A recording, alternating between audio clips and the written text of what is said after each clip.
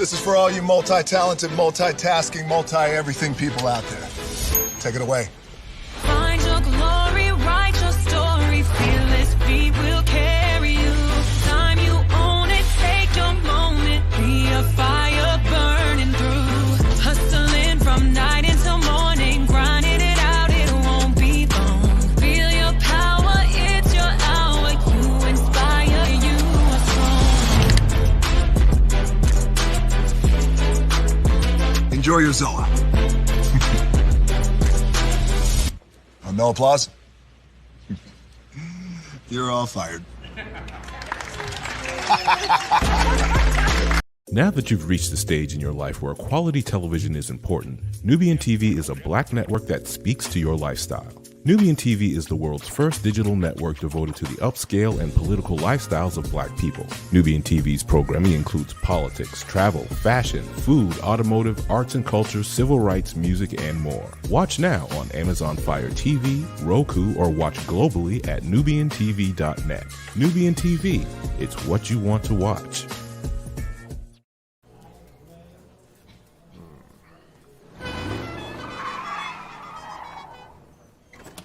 Come with me if you want to live a more delicious life. Oh, maybe we should get in the van. In this world, we don't get to control much. The past, male pattern baldness. Leggies. Got one right now. The urge to puff that bubble wrap. But there is one thing we do get to choose every single day. What we eat. Welcome to the Sonic Department of Research and Deliciousment. We have everything you want, didn't know you wanted, and some things you didn't know were possible. Because we believe if you're not having fun, you're not living free. So come on, let's live a little. Hey, good morning, America.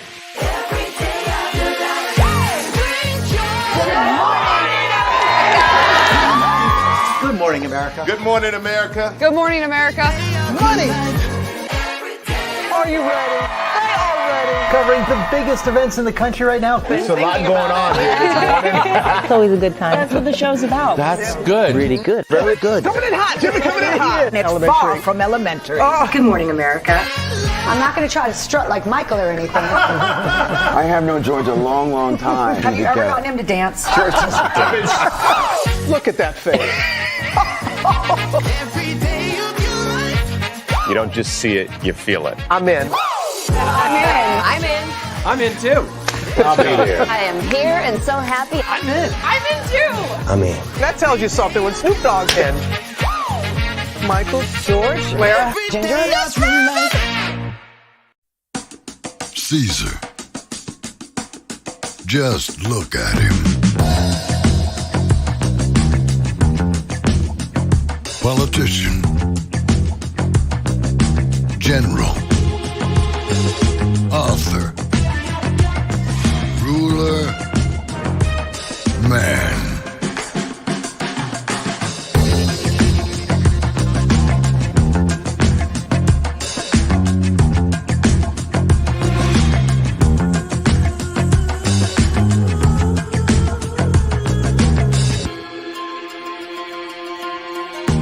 Legend has it, he's not only stared into the belly of the beast, he's had it for dinner.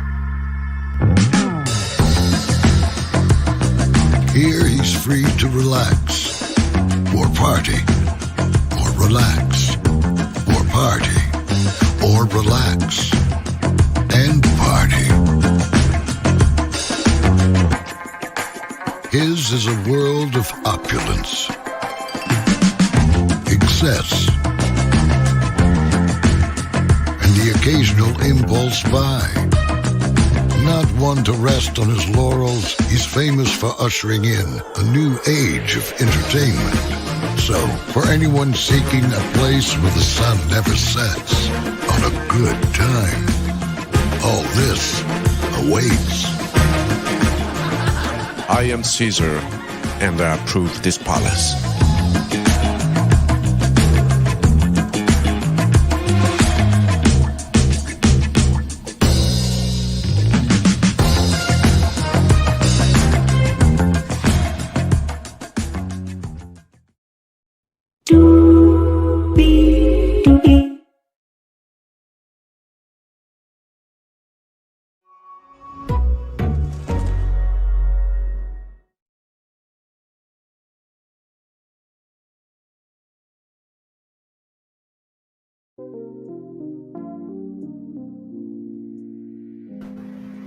Well, hello to you,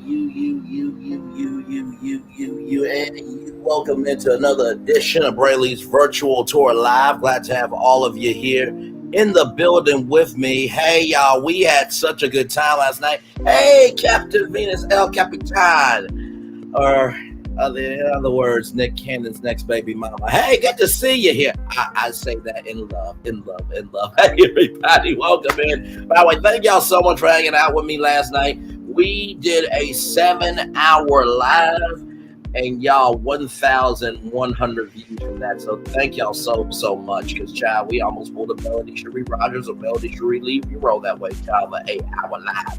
But this morning we have 1, 2, 3, 4, 5, 6, 7, 8 destinations for you this morning.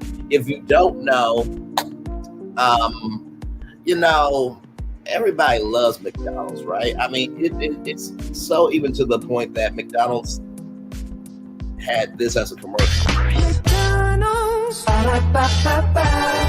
I'm loving it. There are some people. Sorry. Anyway, y'all get why I was trying to go there. That basically people are not loving McDonald's right now because there's an E. coli outbreak with one particular product. We'll talk about that. Denny's is refining themselves. I'll tell you why and how they're doing it. I'll give some suggestions too. Frontier Airlines, you guys remember David Needleman. We talked about him here on Virtual Tour Live with his interview with the Washington Post, and he said that Frontier and Spirit should have a conversation. Well, we're going to talk about that. Diageo, one of the biggest companies in the alcoholic business, has invested in our culture in a big way. We'll talk about that. Raven Symone said something that disturbed my childhood spirit, but then I'm like, okay, I in this adult space, I can see it, I guess. And then, of course, more news about Epic Universe. Yes, y'all know I am a huge theme park nerd, so there was more information that came out. There were 4 people from Universal Experiences and Resorts. No, I think it was Universal Attractions and Experiences that were at the New York Comic-Con, gave more intel, so I got that for you. And then I got Idris Elba on the show for you this morning. He is trying to make Africa its own entertainment industry. So with that being said, we have a lot to discuss this morning. Higher is weighing lows available, but either way, we are live on tour. Here we go, everybody. You see the virtual tour background. Yes, you do hear the virtual tour music, rather. Yes, you do. And one thing to know, and 2 things for sure, that over here, a lot happens early. Roll it! It's a new morning for America's family. Sun's coming up, so make it all that it can be. You know a lot happens early. I'm Harry Smith. I'm Julie Chen. I'm Maggie Rodriguez. Morning everywhere. Come on, get up. I'm Russ Mitchell. And I'm Dave Price. And it's a little early for this. Right now, this it's a new morning for America's family. Sun's coming up, so make it all that it can be. You know a lot happens early. Every day's good when you're starting it off right. But whenever you're starting the daylight, and a lot happens early. Can you feel it? And I say, good morning, everybody. Are you girls ready for the Jonas Brothers? We have an early show exclusive. Yes. A lot happens early. A lot happens Early. The Early Show, weekday mornings on CBS. It's a new morning. Chin move, as I fully agree with you, my friend. It is a new morning to Russ Mitchell, Dave Price, Harry Smith, and Maggie Rodriguez. A lot happens early. Hey, good morning, everybody. I hope all is well with you. We have 1, 2, 3, 4, 5, 6, 7, 8 destinations for us. Let's get to the game, do what we do, and go on tour, everybody. Whew. Child, listen, this story came out yesterday. From NBC News. E. coli outbreak linked to McDonald's core pounders in multiple states. At least 49 people in 10 states have been sickened and 1 person has died. We are going to pause it here, Lester. Hold for just 1 second, brother. Health officials are investigating a E. coli outbreak linked to McDonald's core pounders in multiple states. The Centers for Disease Control and Prevention said Tuesday is not yet known which ingredient in the hamburgers is making people sick. Slivered onions, corned beef patties, both both of which are specifically used for core pounders, are being looked at. At least 49 people in 10 states have been sickened. One person, an older adult in Colorado, has passed away. 10 people have been hospitalized, including a child who developed a kidney disease called hemolytic uremic syndrome. Oh my God. McDonald's is working with public health officials. According to the CDC, the fast food chain has stopped using the sliver onions and core pound beef patties in several states, the CDC said. McDonald's said in a statement Tuesday afternoon that its initial findings from the investigation indicate a subset of illness may be linked to sliver onions used in the core powder, sourced by a single supplier that serves 3 distribution centers. We will continue to work with the Centers for Disease Control and Prevention, CDC, and are committed to providing timely updates as we restore our full menu. Matt Wise, chief of the CDC Outbreak Response and Prevention Branch, told NBC News this is a fast-moving outbreak. The first case occurred on September 27th. State health officials in Colorado alerted the CDC of a usual uptick in E. coli cases on October 10th. Wise said the agency started its investigation on October 15th. While the overall risk to the public is low now that McDonald's have pulled core pounders from its restaurants in affected states, Wise says he suspects more illnesses may be reported. The CDC said recent illnesses have not been reported yet, as it usually takes 3 or 4 weeks to determine if a sick person is a part of an outbreak. Symptoms of E. coli infections include a high fever of 102 degrees, severe stomach cramps, diarrhea, and vomiting. 16 people who were sick and said they eat at McDonald's before they got sick. Why I said 12 of those people specifically said they had core pounder hamburgers. The Food and Drug Administration said it's working quickly to confirm whether some onions were served or sold to other businesses. Diced onions used in other products at McDonald's are implicated in the outbreak. The FDA said the Agricultural Department is also assisting the CDC and state health officials in the investigation. Most of the cases have been reported in Colorado. Nebraska has reported 9. Other cases include Iowa, Kansas, Missouri, Montana, Oregon, Utah, Wisconsin, and Wyoming. Correction, on October 22nd, 2024, which was yesterday at 10:24 p.m. Eastern Standard Time, an earlier version of this article misstated the number of E.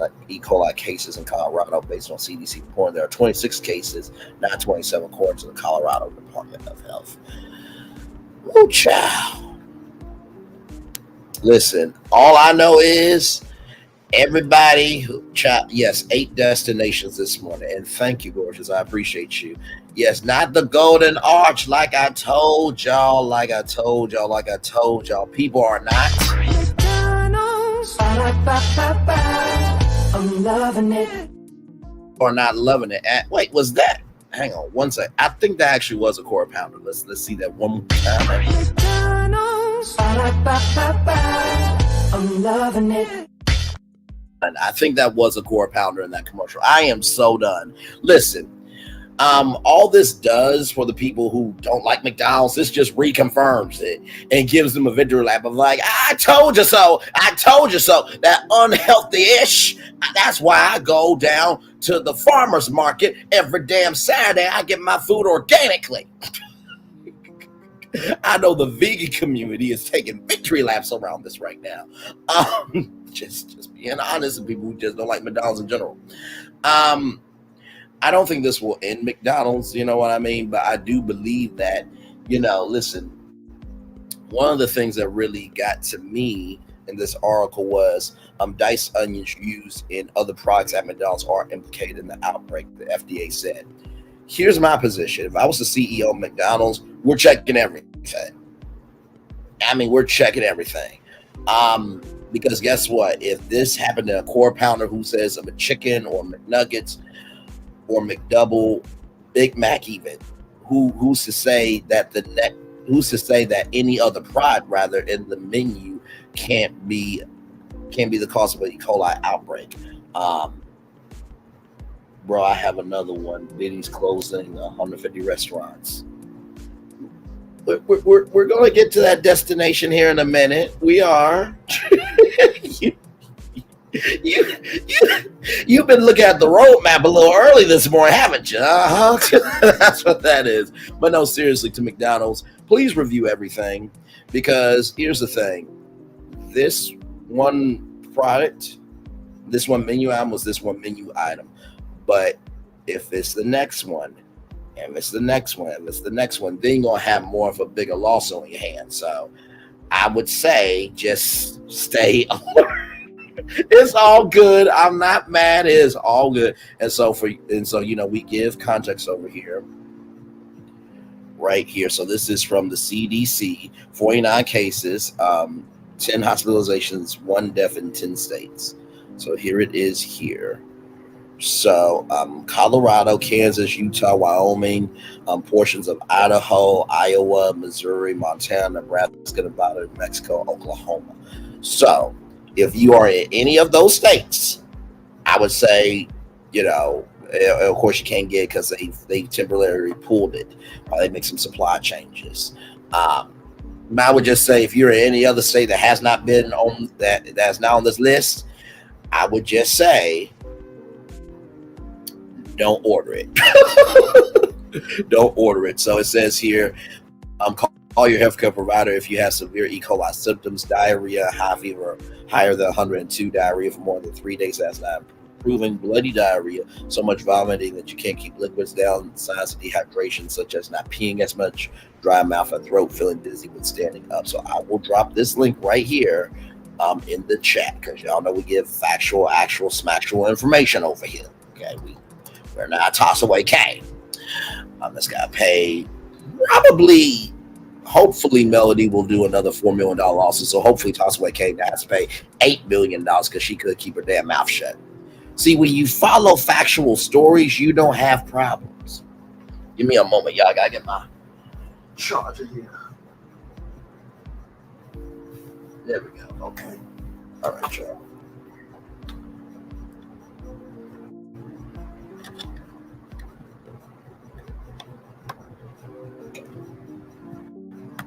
There we go. All right. Sorry, y'all. Just had to get my charger. But yeah, seriously. So here it is here. If you want to give that to the people that you know in those states, and just give it to everybody, honestly, so that way everybody will know what's going on. So the president of McDonald's responded on the Today Show this morning. McDonald's president, before that, I'm sorry, Lester. We didn't get to what you said, brother. Not mean to disrespect you, one of the greatest broadcast journalists of all time. Here we go. A story just developing tonight. The CDC announcing a severe and deadly outbreak of E. coli. Almost 50 people getting sick after eating McDonald's quarter pounders in 10 states. Liz Kreutz is following this. Liz, do we know what caused it?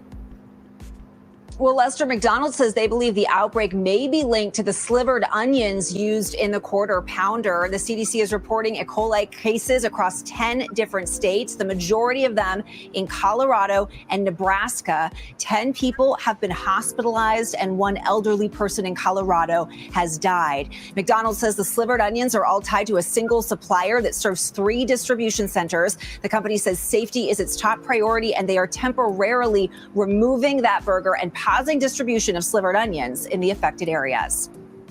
Thank you so much there. So now we'll go over to today.com and the NBC's The Today Show. McDonald's president very confident customers can safely eat at restaurant amid E. coli outbreak. We will pause that just for a minute. We'll get to that in just a minute. Joe Erlinger, president of McDonald's USA, addressed an E. coli outbreak linked to core pounders that has unalived one person, and sickened nearly 50.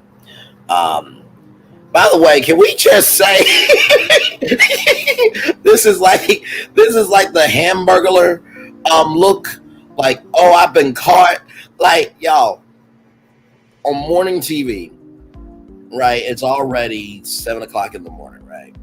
And so, before you get on national morning TV, they do, does my mic sound nice? Check 1. Does my mic sound nice? Check 2. Does my video look good? Check 1. Does my video look good? Check 2, right? So they do all the audio and visual sound checks, right? And so, when they, thank you so much, beautiful. So when they, throw to that person, right? You know what? I can't do it with you. I'm not doing this with you. Me and Captain Venus are one and the same, okay? Listen, I will go as far to say that, listen, if she wasn't married to a husband, I could be an option, but that's neither here nor there. Because we have a similar personality. Like, we are very high functioning, high energy, just giving good energy people. You know what I mean? So what may seem like a lot to other people, we just understand each other. You know what I mean? But that's neither here nor there. But I'd say that in love and how the heck? It was a compliment. Good. See what happens when you try to compliment black people? Don't make no damn sense. You can't do shit no more in 2024. I'm kidding. I kid. But anyway, when Craig, thank you, Captain Venus. Appreciate you so much. But no, seriously. When Craig Melvin said, "Now let's go to the president of McDonald's," who is, let me see, when Joe Ellinger, like the fact that this was his face live on national morning television, I'm just like, let's roll on. After E. coli outbreak linked to McDonald's core pounder hamburger, sickened 49 people and unalived 1 person, the company's president said on Wednesday he was confident that customers could come into the restaurant without falling ill. McDonald's USA President Joe Ellinger addressed the outbreak on October 23rd. This morning, we are very confident that you can go to McDonald's and enjoy our classics. Ellinger said, we took swift action yesterday to remove the core pounder from our menu. The Centers for Disease Control and Prevention announced on October 22nd it was opening an investigation into severe E. coli outbreak linked to McDonald's core pounders across 10 states. It's unclear which ingredient in the burger is contaminated. The CDC said McDonald's has stopped serving core pounder beef patties and silver onions in several states, according to CDC. Erlinger said the 2 ingredients are being investigated and that the core pounders have been removed from menus in some states. This was swift and decisive action by us as the core pounder and the 2 ingredients of core pounder that are under investigation by the CDC. He said, so I just want to say to our customers that you can go confidently to McDonald's today. The company is working closely with its supplier, the CDC, Ellinger said. Food safety is our top priority at McDonald's. This is the top priority in this building where I am at the McDonald's headquarters. Is a top priority at our nearly 14,000 McDonald's restaurants across the United States. 14,000? I thought it was at least 20,000. Like you see in McDonald's everywhere. So they only got 14,000? That's kind of low. Did y'all think it would be higher than that? I didn't think 14,000. Like, I'm gonna be real with y'all. I at least thought 20,000. I at least thought 20,000 restaurants. For McDonald's to only have 14,000 restaurants, that's still a lot of locations, but like, have we been deceived? Like, have we been having optical illusions in our life of McDonald's on every corner where there are just 14,000 of them? That's shocking. Let's see here. Across the United States, it's the top priority for our suppliers as well, Aaron said. And this is something that we talk about being in everyone's business. And so while the investigation continues, we'll continue to get into the details of those investigations. I don't think that's what's important. What's important today is that we've taken action to protect the American public and promote public health. The CDC said that there have been 49 cases linked to the outbreak from September 27th to October 11th, leading to 10 hospitalizations and 1 death. This outbreak may not be limited to the states with no illnesses, and the true number of sick people is much likely higher than the number reported, the CDC said. The affected states are Oregon, Utah, Montana, Wyoming, Colorado, Nebraska, Kansas, Iowa, Missouri, and Wisconsin, according to the CDC. Erlinger said the company will rely on the CDC to continue the investigation and trace the outbreak. It's important to note that the onset dates for this disease are between, at this point, September 27th and October 11th. If there has been a contaminated product within our supply chain, it's very likely worked itself out through that supply chain already. He said, but we certainly will be working with the CDC, cooperate with them on the investigation. We'll take in more data or data, let the science continue to lead our actions. When asked how worried he is about the outbreak keeping customers from returning to McDonald's, Erlinger quoted Ray Kroc, who purchased McDonald's in 1961. Our founder famously said, if you take care of our customers, the business will take care of itself. And so on a day like today, given the news that we've had over the last 24 hours, that's really our focus. Erlinger said, we are confident that we'll see our way through this and we'll restore confidence to the American consumer, for the American consumer to come to McDonald's. Now listen, if we really want to be real, okay, hey, laughing emojis, the Mandela effect, chat that part. Hey, speaking peace, welcome in. I'm glad to have you here. Hey, Aries Girl Podcast, welcome in. Glad to have you here. Now listen, I know what I'm about to say is really wrong, but I would rather McDonald's have an E. coli outbreak with quarter pounder hamburgers than have 45 in the White House. I said it. Okay. Now, do I really want E. coli outbreak? No, I do not. Okay. So this is entertainment. Okay. I'm entertaining you. Hashtag, are you not entertained? Okay. But seriously, I'd rather have McDonald's fix itself of this problem than have 45 in the White House. Okay. And by the way, apparently 45 went by McDonald's and worked for 15 minutes. And who asked for that? Like, I guess, listen, if I saw, for example, if Monique, because Monique used to work at Popeyes, right? Now, if Monique, did the Popeyes drive-through, I would be so excited to see her, right? Because regardless of all the controversies that she's went through, she is still Monique. She is still an icon, okay? But to see 45 and everything that he's done, serving me fries, I would throw the fries back in his face. Now, of course, my mama and dad would be like, Braylon, that was disrespectful. Well, what else do you want me to utilize my mouth? Meanwhile, my dad or my mom would just press the foot on the gas pedal and just roll on.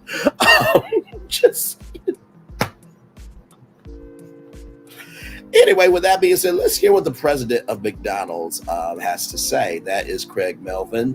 That is a correspondent there. Here is Don Joe Erlinger, the president of McDonald's USA. Here we go. We are joined now by Joe Erlinger. He is the president of McDonald's USA. Mr. Erlinger, good morning to you. Thanks for your time. Joe, for folks who might be watching or listening right now, they're thinking about going to McDonald's today, perhaps. How confident are you in telling them that they won't get sick? Hi, Craig. Thanks so much for having me back. We are very confident that you can go to McDonald's and enjoy our classics. We took swift action yesterday to remove the quarter pounder from our menu. This was swift and decisive action by us. And it is the quarter pounder and two ingredients on that quarter pounder that are under investigation by the CDC. So, I want to say to our consumers that you can confidently go to McDonald's today. And you mentioned the two ingredients that are under investigation right now. You mean pause the video? These onions that you guys use on the quarter pounder. If onions are the culprit, Joe, do we know whether those onions are used exclusively at McDonald's, or is there a chance those onions could be at other restaurants, maybe even grocery stores? Like I said, we're going to work closely with the CDC and work closely with our supplier I don't want to speculate where those other products might have gone from this individual supplier. But again, what we've done at McDonald's is taken this swift and decisive action to address the issue that we have, so that the public can be confident in McDonald's. Presumably, a company like McDonald's has fairly robust quality controls that are in place throughout the supply chain system there. Joe, in the simplest of terms, how did something like this happen? Yeah, I mean, food safety is, our top priority at McDonald's. The top priority in this building where I am at the McDonald's headquarters.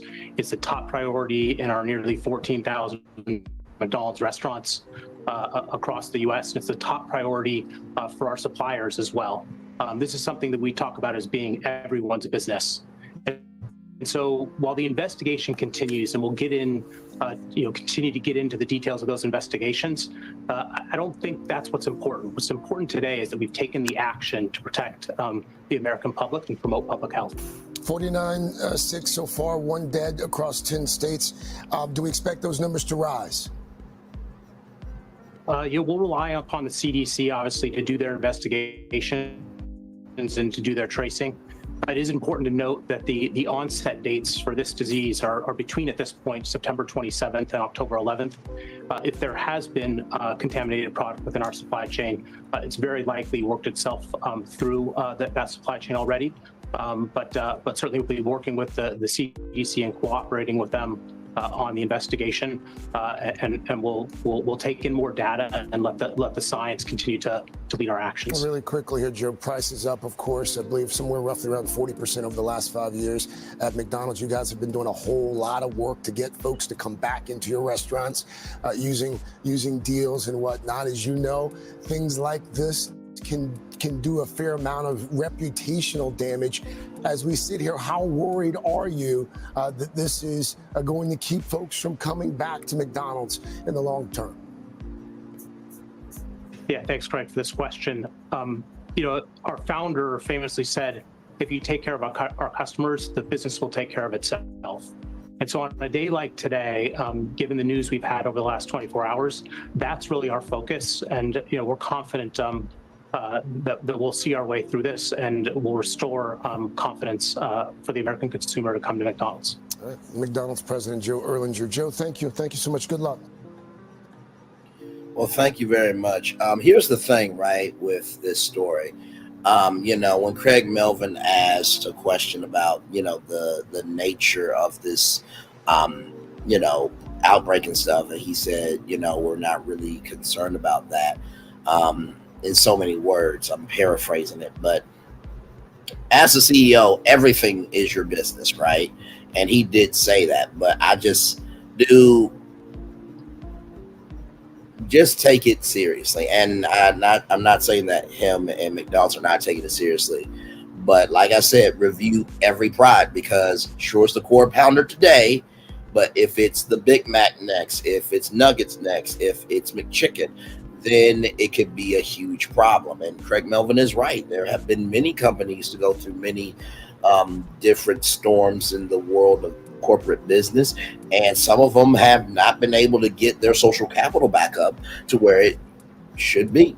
So with that being said, speaking of restaurants, Captain Venus, bro, I have another one. Denny's closing 150 restaurants. Now, I don't know if Captain Venus actually read the roadmap this morning, or if she was just like commenting like an actual story that she wanted to talk about. But see, you always gotta know where the audience is. Let me see here. Let me get y'all comments here. Most work he's ever done. Pause with the emoji. I'm so glad I don't eat beef, because you said you were vegan. Mm-hmm. Yes. Stop it, Braylon. Stop it.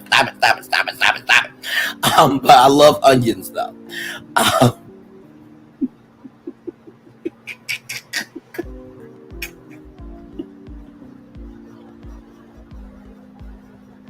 Don't Forgive me in my humor, okay? Forgive me in my humor, child. Forgive me in my humor.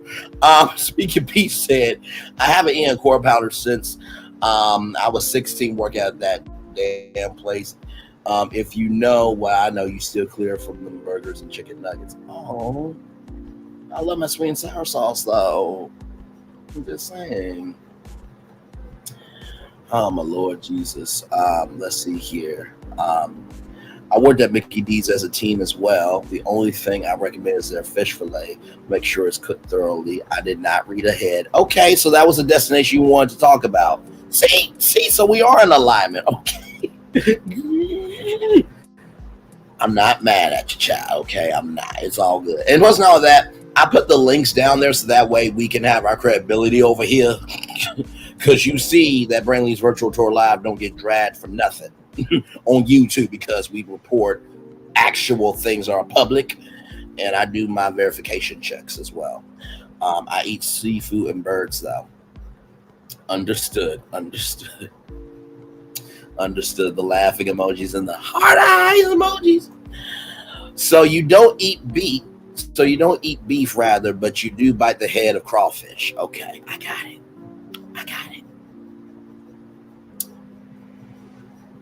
Let's roll on before y'all get that joke. Anyway, so Denny's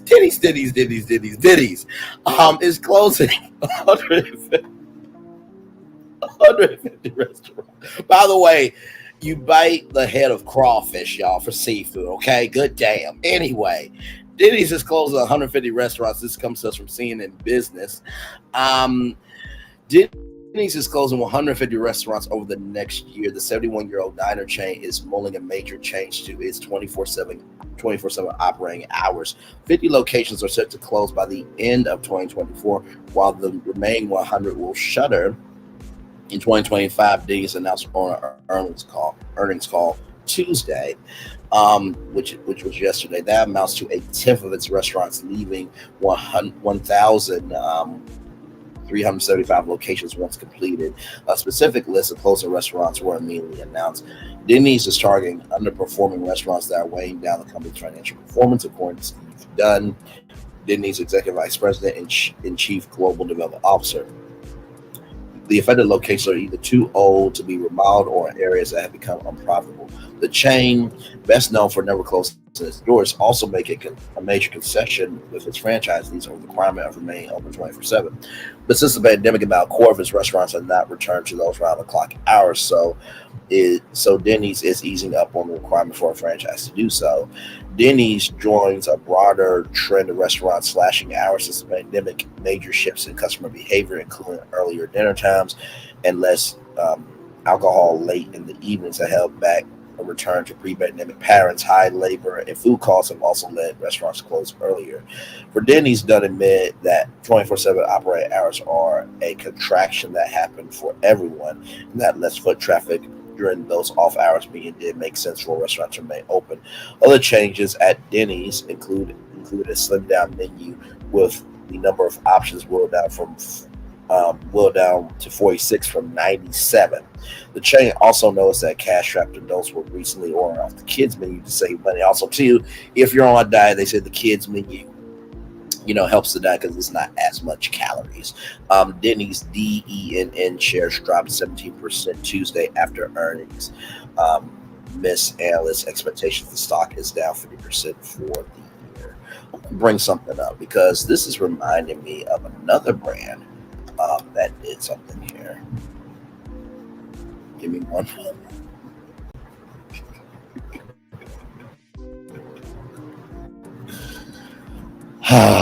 The humor of it all. So let me see here.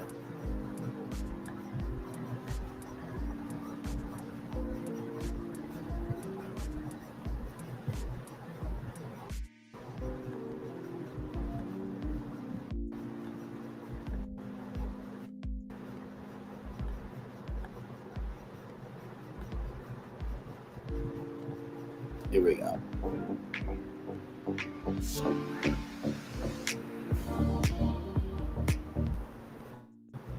We began in 1975 as a burger shack. And we grew this from a bunch of hamburger hippies that decided to just branch out. So in the 22 years I've worked here, I've seen Chili's focus on what they're best at. And then we kind of got lost a little bit along the way. Trying to be maybe too many things to too many people. You just can't be good at everything. Our menu just got really big and essentially slowed us down. It essentially made us a slower experience for our guests, which that's the worst thing. Last time you probably came in, it took too long, the burger was overcooked, your fries are cold, and it's heartbreaking. Everything's harder if you are trying to be something that you can't be.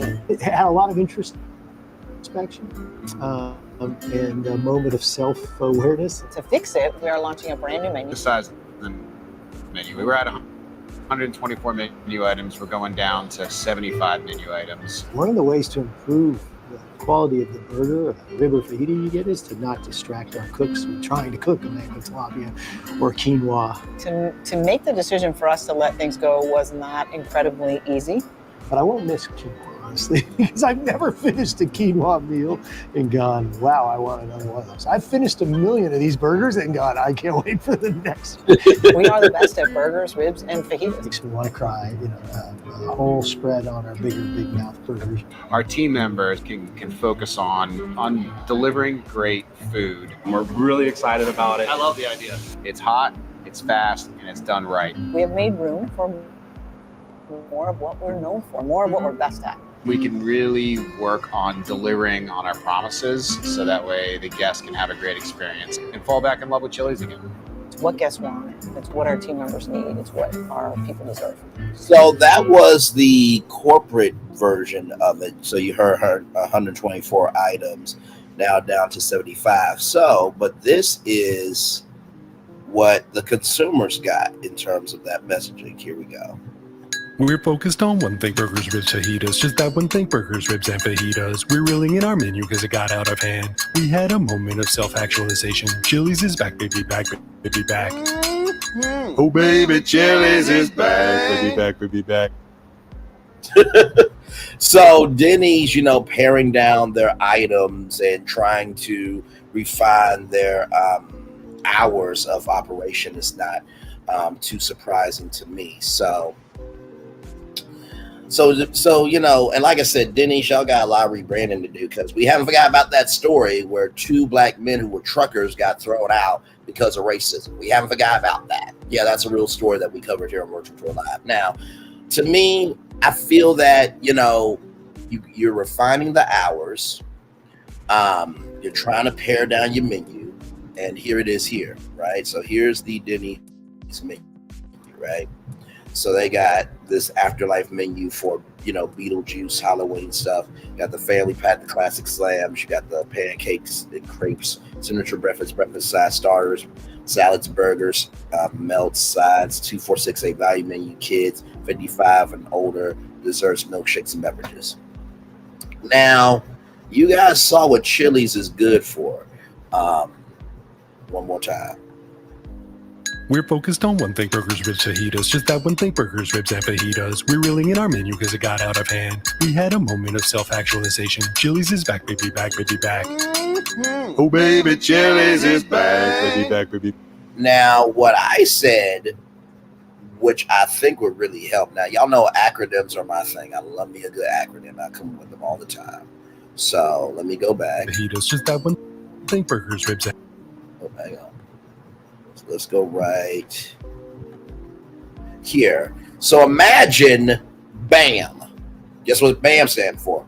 Burgers and Margarita Weekends. Okay, now listen. Imagine going to Chili's and you get yourself that burger, some fries, and a margarita for $5 each. $5 burgers, $5 margaritas. Now, Denny's could also do the same thing. Okay, they absolutely could.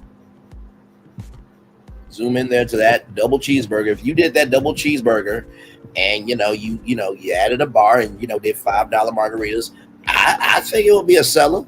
I would definitely do it. Exactly. Of crawfish. You got my joke, Aries Girl Podcast. Don't you just love adult humor, y'all? You don't eat beef. Okay, child, sure, but you do bite the head of crawfish. Yes. Denny's been fell off many moons ago. That's Moons Over Miami, by the way, a restaurant menu item at Denny's. But no, I think that, when it comes to restaurants, right, I think that restaurants are trying to evolve on, instead of being more of just the quantity of how people can experience the food, I think they're trying to be about the quality of how people relate to the brand. So there it is there. All right, y'all, more Virtual Tour Live coming at y'all right from this space right here and right now. So if you guys remember the story, well, not the story, but the interview with Dave Needleman. He was the founder of JetBlue, and he's the CEO of Breeze Airways. So this comes to us from Simply Flying. There was an interview that David Needleman did with the Washington Post. It says here, in the aftermath of the Spirit Airlines failed merger with JetBlue Airways, questions about what the ultra low cost carrier ULCC could be mulling next have emerged as it remains desperate for a lifeline. Spirit, which has been reportedly drowning in more than $1 billion of debt, just extended its refinancing deadline Friday, hours before it was set to expire. Although the latest acquisition ambitions did not work out in Spirit's favor, JetBlue founder David Needleman tapped into speculation of what Spirit could do next. The prominent figure and the current CEO of Breeze Airways believes merger conversation between Spirit and its main contender Frontier Airlines can be reignited. That's my guess in a recent conversation with Simply Flying. Although, right here, okay. So it was an interview with the Washington Post, but I guess he spoke to Simply Flying too. In a recent conversation with Simply Flying, Needleman discussed Spirit's current situation, specifically knowing that the budget carrier has some work to do to improve its financial crisis. I'm pretty sure that Frontier and Spirit will try to get back together again. Spirit got some work to do, either bankruptcy or pre-pack bankruptcy, but I'm sure that they're working closely together to figure that out. I wouldn't be surprised if they announce a pre-pack for Spirit and then a merger. That's my guess.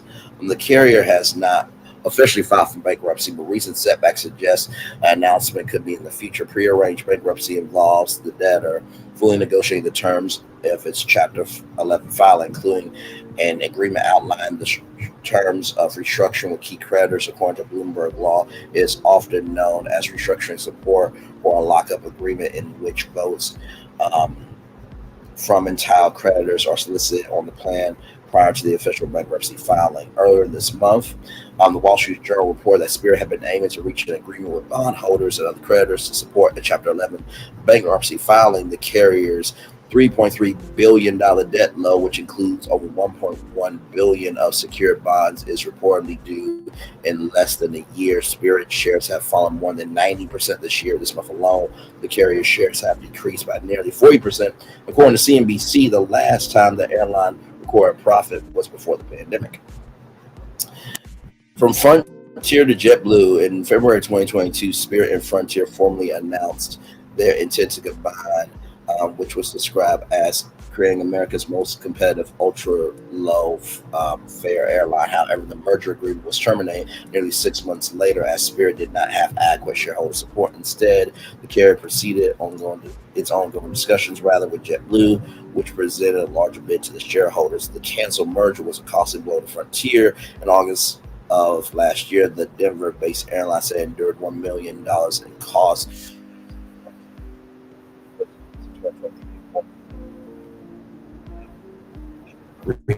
Agreement with Spirit to purchase the carrier in July 2022. The merger was officially sealed off earlier this year after carriers experienced regulatory hurdles, which was an initial fear Spirit outlined that led to JetBlue in May of 2022, according to CNN. There's a lot of consolidation opportunities over the past 2 decades. U.S. aviation has experienced numerous mergers. American West, U.S. Airways, Northwest Airlines, Delta Airlines, Continental Airlines, United Airlines, AirTran, Waste with Southwest Airlines, U.S. Airways, American Airlines, Virgin America, Alaskan Airlines, and most recently Hawaiian Airlines with Alaska Airlines. Although consolidation can benefit airlines, it poses a significant threat to competition, which the Department of Transportation, DOT, regulates. Sun County Airline CEO Judy Bricker told Simply Flying that mergers can be positive for the industry. From a high-level consolidation is really positive in the industry. It rationalizes networks. It provides greater scale and travel opportunities for the general public. Bricker went on to explain that with the addition of startup carriers, Avio, Airlines, and Breeze, there's a lot of consolidation opportunities to position a contender to American, Delta, Southwest, and United. And that's just to make those carriers American compared to the big four. So I'm pro consolidation. We're hopeful that we're going to see some. The CEO explained the Alaska-Hawaiian merger got approved, which is going to be really positive for folks in the Pacific Northwest. So hopefully more to come. So with that being said,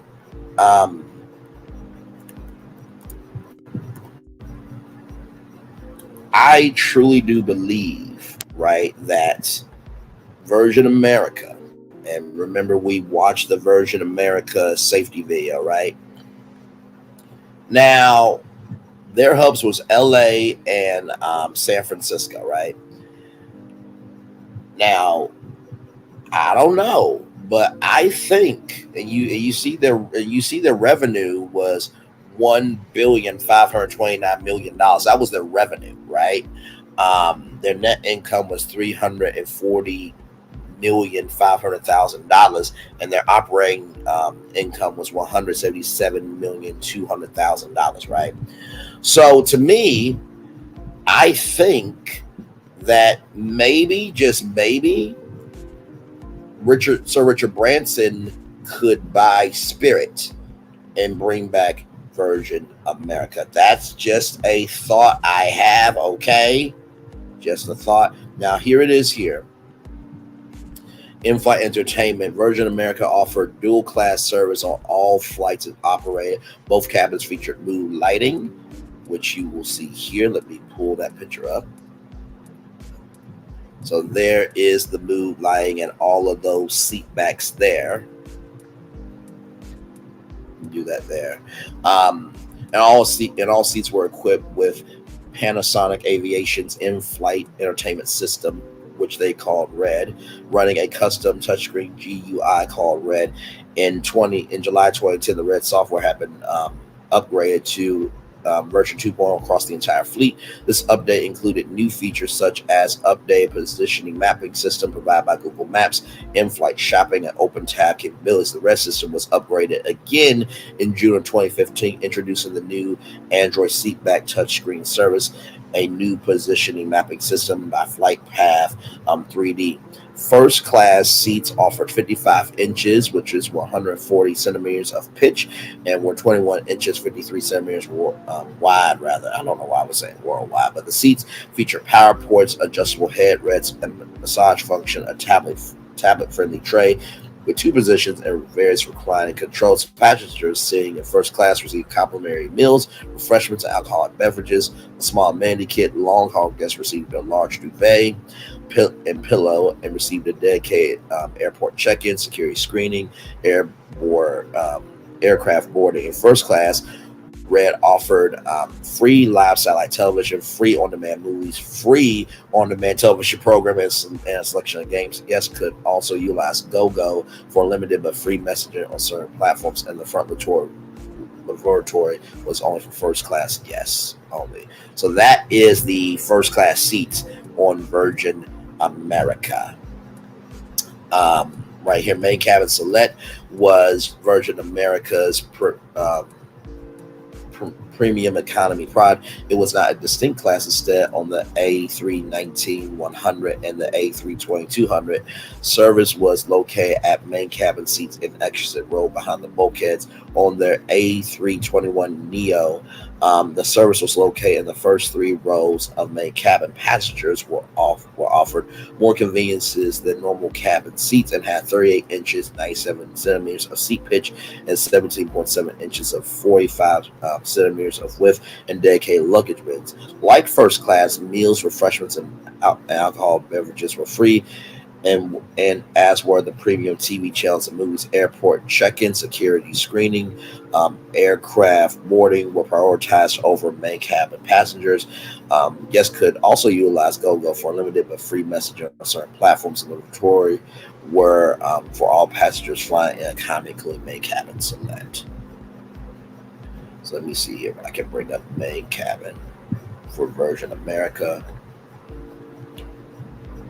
And honestly, if I was Sir Richard Branson, I would come in and shake up the game.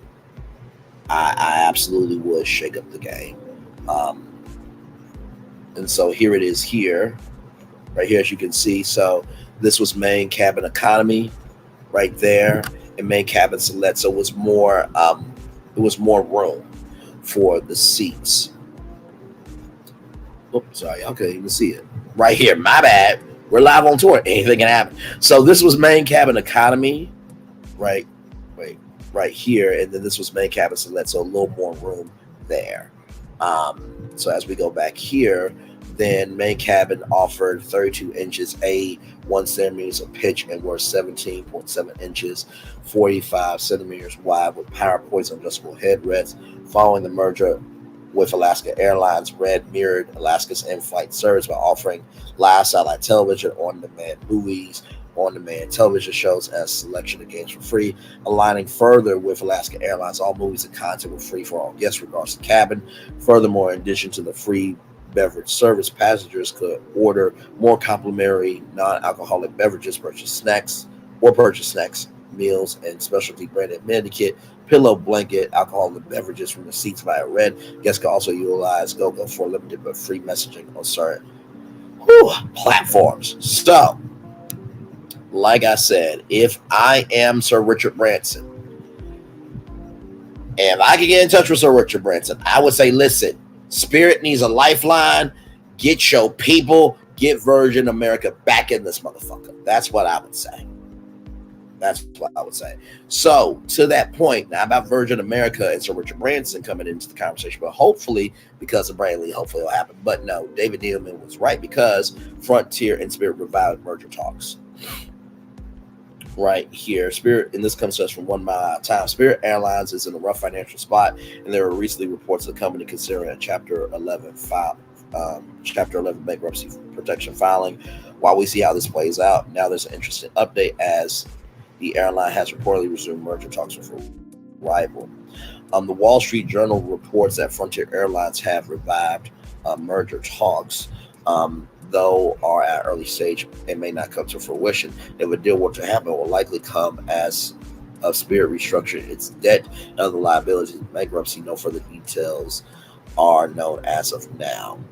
So in February 2022, Frontier announced plans to acquire Spirit to create a national ultra low-cost carrier. However, following that, JetBlue also expressed interest in acquiring Spirit, not to maintain the company's business model, but rather to be able to grow, become a competitor with the 4 big U.S. carriers, American, Delta, Southwest, and United.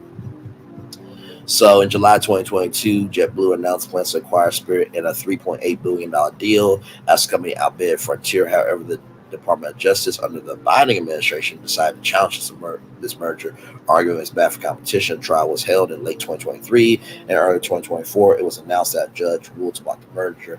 This left Spirit in a crappy situation. The airline was quite profitable pre-pandemic, but then there were several post-pandemic realities that the airline had to deal with. These include a shift in travel demand, consumers increasingly wanting premium products and long-haul travel, higher labor costs, which hit ultra low-cost carriers especially hard, not being able to supplement those increased costs with as much as the loyalty program revenue. Furthermore, Spirit spent a couple of years focused on trying to become an attractive merger target rather than focusing on its core business, try to minimize losses. So, let me finish this out here.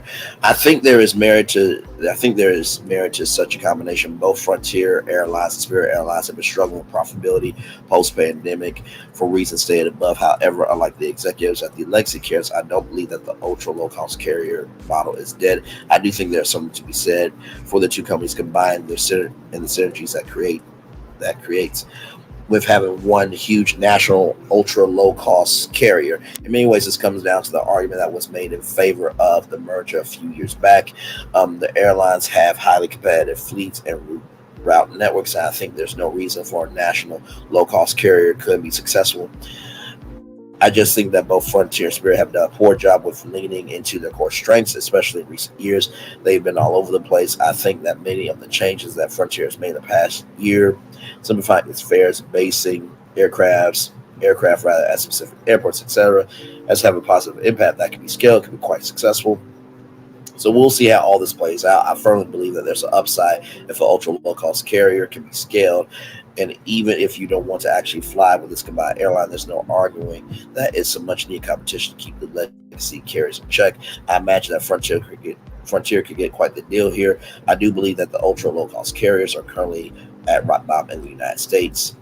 Bottom line, Frontier Airlines and Spirit Airlines have reportedly resumed merger talks nearly 3 years after the airlines first announced a merger agreement. This comes as Spirit is on the verge of bankruptcy, given the rough several years that's had. I know that many people are really down ultra low-cost carriers and the viability of the United States. I feel strong that there's still a place in the market for these airlines. If anything, a properly scaled carrier is best positioned to compete for the sake of the employees at both of these carriers and for the sake of airfare in the United States, where I remain competitive. I'm room for some sort of deal here. Well, hey, all the tea in China, welcome in. Glad to have you here. And yeah, I really do think that Sir Richard Branson really could do something here. I really could. Actually, let me see something.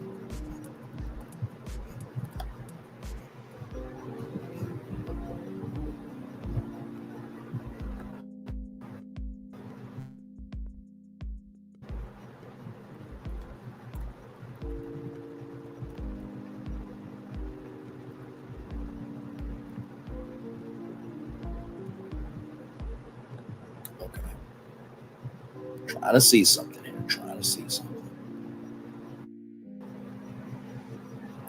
Shit.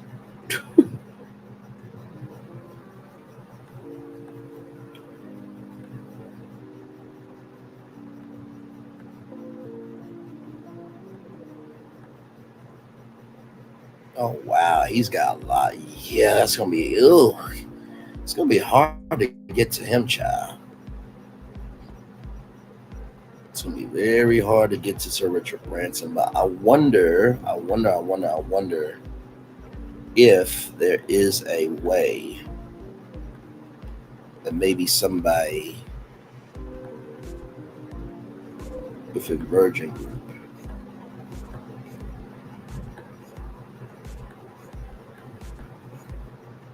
I'll try to do some research. I will try to do some research and see if there is a way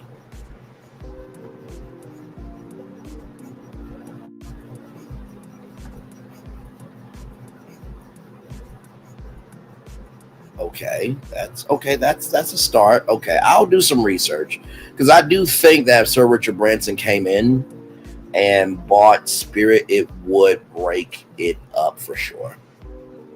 Now, listen, they got $1 billion of debt.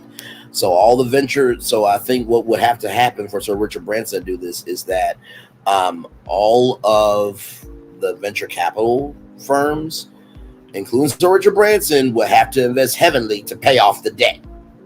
Okay, so let's do $100 million from this firm, $100 million from that firm. That's $200 million, and you get up to that $1 billion. But then again, maybe Sir Richard Branson might not want to do that, but just say it's an option. So, but we'll see. We'll see. All right, y'all. Another destination here for you. I am so excited about this here. Let me get the story up. I thought I had it.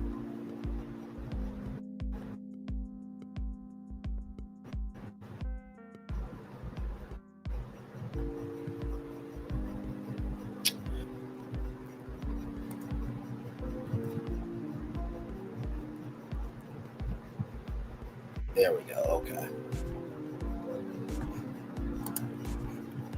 I am very excited about this because I saw this story. I'm like, no, we got to talk about it.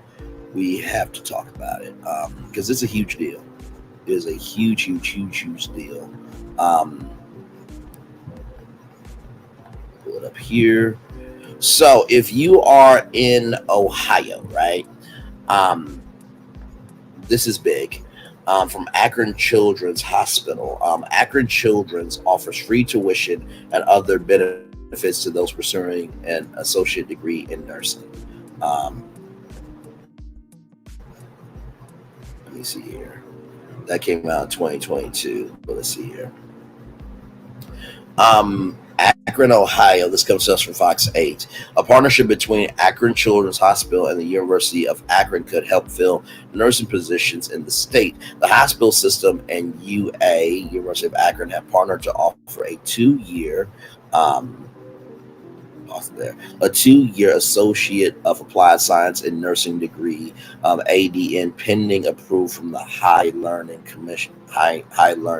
Commission. Upon acceptance to the program, students will be offered 100%. This ain't not a half, not a fifth, not quarter, quota will be offered 100% prepaid tuition and fees for uniforms, books, supplies. Students will also receive wraparound support for childcare, mileage, and other barriers to ensure success. The degree will be structured through Akron Children's Career Launch Program and targets underrepresented groups, Black and BIPOC, minority, Indigenous people of color. And it's funded through a $1.5 million investment funded by Akron Children's Hospital and donors. The program is accredited by the Ohio Department of Higher Education and the Ohio Board of Nursing, but is waiting on approval from the Higher Learning Commission. Everyone deserves equal treatment and access to higher education. This collaboration will help eliminate barriers to nursing education by offering a way for students to enter the workforce quicker than a traditional 4-year degree by providing them with specialized training in pediatric care, equipping them with the skills they need to excel in caring for children, said Chris Young, Chief Nursing Officer at Akron Children's, in a news release. Prospective students must apply to Akron Children's Career Launch Program, the University of Akron, to receive Career Launch Program benefits. Students can attend classroom lectures at regional University of Akron campuses in Akron or Medina. Labs and clinicals will be offered in and around these campuses. Students can attend the program on a part-time or full-time basis. ADN graduates will work at Akron Children's to fulfill a work commitment. The ADN program begins January 2025. Priority deadline to apply is November 15th. Applications for the Career Launch Program can be submitted via akronchildrens.org/ADN, and then the University of Akron applications can be submitted by uaakron.edu. So congratulations to Akron Children's Hospital and also the University of Akron for coming through, doing some big things and being a solution. And here it is here. This is the overview of the program. And so there you go there. So I will drop the link here. I thought I had it in my description box, but I will also drop these in the description box after our tour here. But y'all know I always love promoting opportunities around here, as we often do all the time. And then here it is here for the School of Nursing here.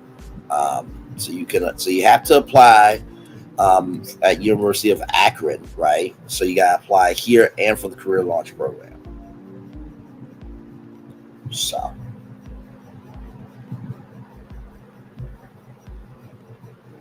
that is absolutely amazing. Loving it. So here is the link to apply for Akron Children's Hospital, and also here as well. And also too, let me just say this as well. I know that taking a leap of faith can be scary. So if you know anybody that's looking for a change of scenery and they want to really be a nurse, give them this. And, they want to move to Ohio. I mean, it's a free degree. And once they get that degree, they can be a traveling nurse anywhere in the United States and make that bag. All right. So with that being said, Okay, so with that being said, we're going to take a commercial break, and when we come back, when we talk about Diageo, one of the biggest alcoholic brands in the world, investing in our culture in a big way. Raven Symone said something that disturbed my childhood, but after reviewing it, I'm like, okay. But we'll see, because I haven't talked about with you guys yet. The more details on Universal's Epic Universe and Idris Elba. All that and more coming up right from this space right here, right after this. We are live on tour. Like, comment, share, subscribe. We'll be back right after this. Roll it.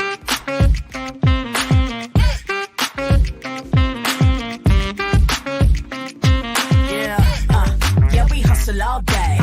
Yeah, we're working, let me play. You know me, work real hard, now we're ready, let's play. Ay, hustle up, yeah. Ready, set, let's go, yeah. Hustle up, yeah. Ready, set, let's go. Turn it up, turn it up, turn it up, turn it up a little louder. Now get low, come on, yeah, drop it to the floor. Turn it up, turn it up, turn it up, turn it up a little louder. Now get low, come on, yeah, drop it to the floor. Turn it up, turn it up, turn it up, turn it up a little louder. Now get low, come on, yeah, drop it to the floor. Turn it up, turn it up, turn it up, turn it up a little louder. Now get low, come on, yeah, drop it to the floor. Turn it up, turn it up, turn it up, turn it up a little louder. For Ramirez? Wingstop's triple meal deal. 6 classics, 6 boneless, and 2 tenders with 2 dips and a large fry for just $17.99. Get yours delivered today at Wingstop, where flavor gets its wings.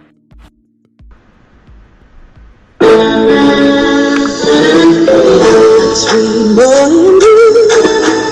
one look at you, and it was plain to see you were my destiny. God, you were found. I come from nothing. Our son is your son. Welcome to the celebration.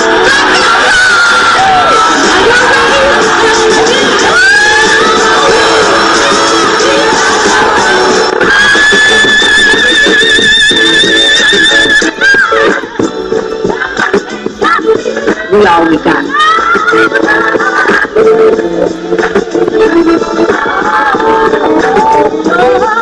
I'll see that. Don't you leave here today with happiness. I want you to leave here with show.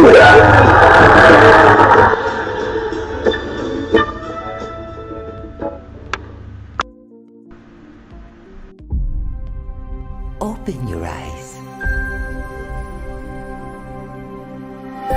Think of the one place you've always wanted to see.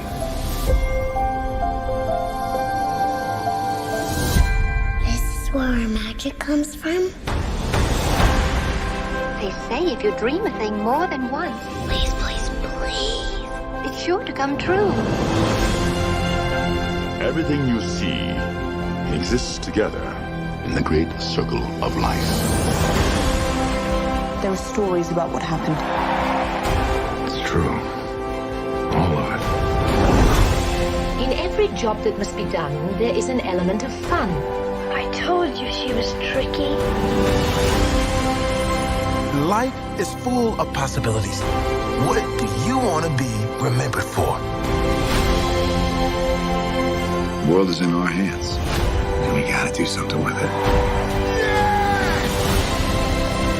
I just want to say a word of thanks to all the artists, the workers, and all of you. The young and the young in heart. You helped make this dream come true.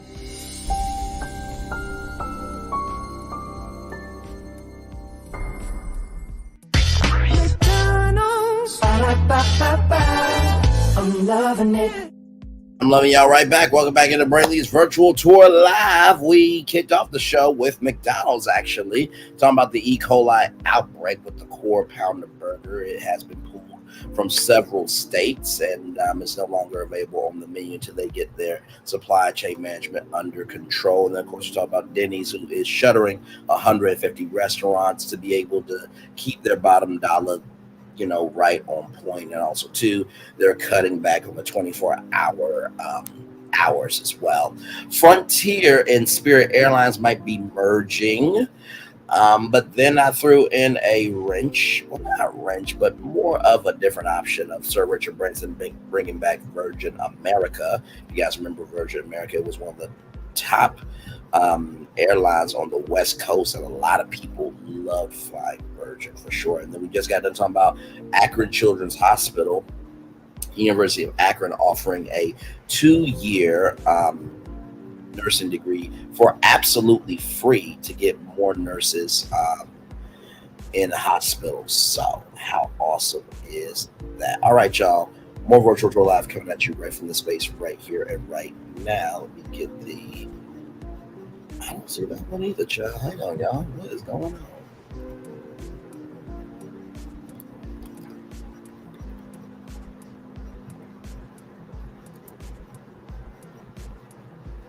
There we go. I'm like, what in the hell is going on? Okay.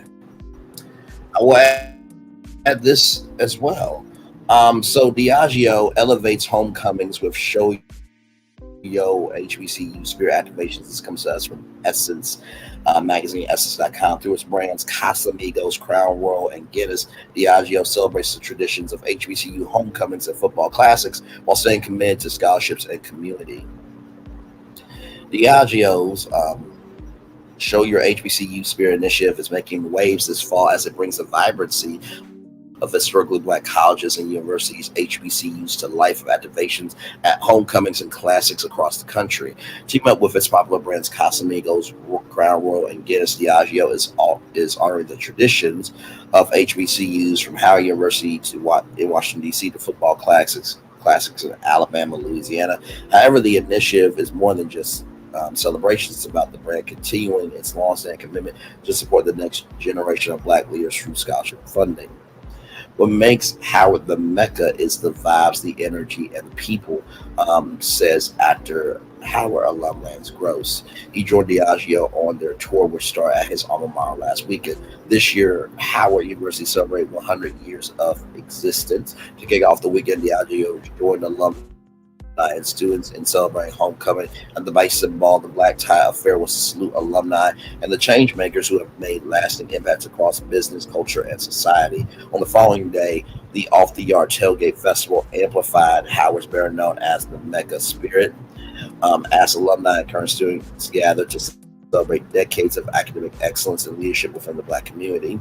For those who bleed blue and white, these moments are more than just reunions. They are a chance to reflect on the rich legacy of HBCUs and their ongoing contributions to society, which is why it's no surprise that HU's own, Howard University's own, after Lance Gross was on the yard at part of the festivities. Coming back for homecoming always feels like a family reunion. Gross shared with Essence. It's an incredible experience, and celebrating 100 years makes it even more special. Stephanie Childs, Executive Vice President of Corporate Relations at Diageo North America, expressed the company's excitement by continuing its partnership with HBCUs. We are honored to support the vibrant culture of HBCU homecomings and classics across our partner institutions, Child shared. The legacy of these schools is reflected in the incredible contributions their graduates make to society and business. It's a privilege to celebrate their achievements and traditions again this season. So there is Casamigos there. Beyond the game day celebrations, Diageo's commitment to HBCUs is deeply rooted in financial support through permanent endowments at 29. Let me say that again, 29 HBCUs worldwide. Diageo is investing in the future of Black education. These endowments provide continuous stream of scholarship funding, which with over 400,000 generated in 2023 alone. This annual distribution ensures that future leaders have the financial resources they need to pursue academic excellence and make their own lasting. Up next, Alabama for the Classic. Welcome to Birmingham on October 25th. That is in 2 days now, where Alabama A&M University and Alabama State University will clash in one of the largest HBCU football games in the nation, with Diageo serving as an official spirits partner. The weekend will bring fans together to revel in the tradition of HBCU football. The 2024 season will culminate in New Orleans, Louisiana, led by Tom Roulette. Let the good times roll, baby, in Louisiana at the Bayou Classic on November 30th, for Grambling State University and Southern University will face off in their 51st annual rivalry game. That's going to be a time to be had for sure. Diageo's presence will include a spirited game day tailgate as thousands of fans celebrate the rich traditions of HBCU football. As the 2024 HBCU homecoming and classic season unfolds, Diageo Show Your HBCU Spirit initiative serves as a reminder of the lasting influence and importance of these institutions. From the tailgates and football games to scholarships and financial support, Diageo is playing a key role in not only celebrating HBCU culture, but also ensuring its future success. Congratulations.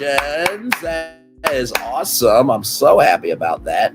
And shout out to brands that are investing in Black people, not just to save face, to not look like you're racist, but you're doing it because you understand that we deserve to be seen.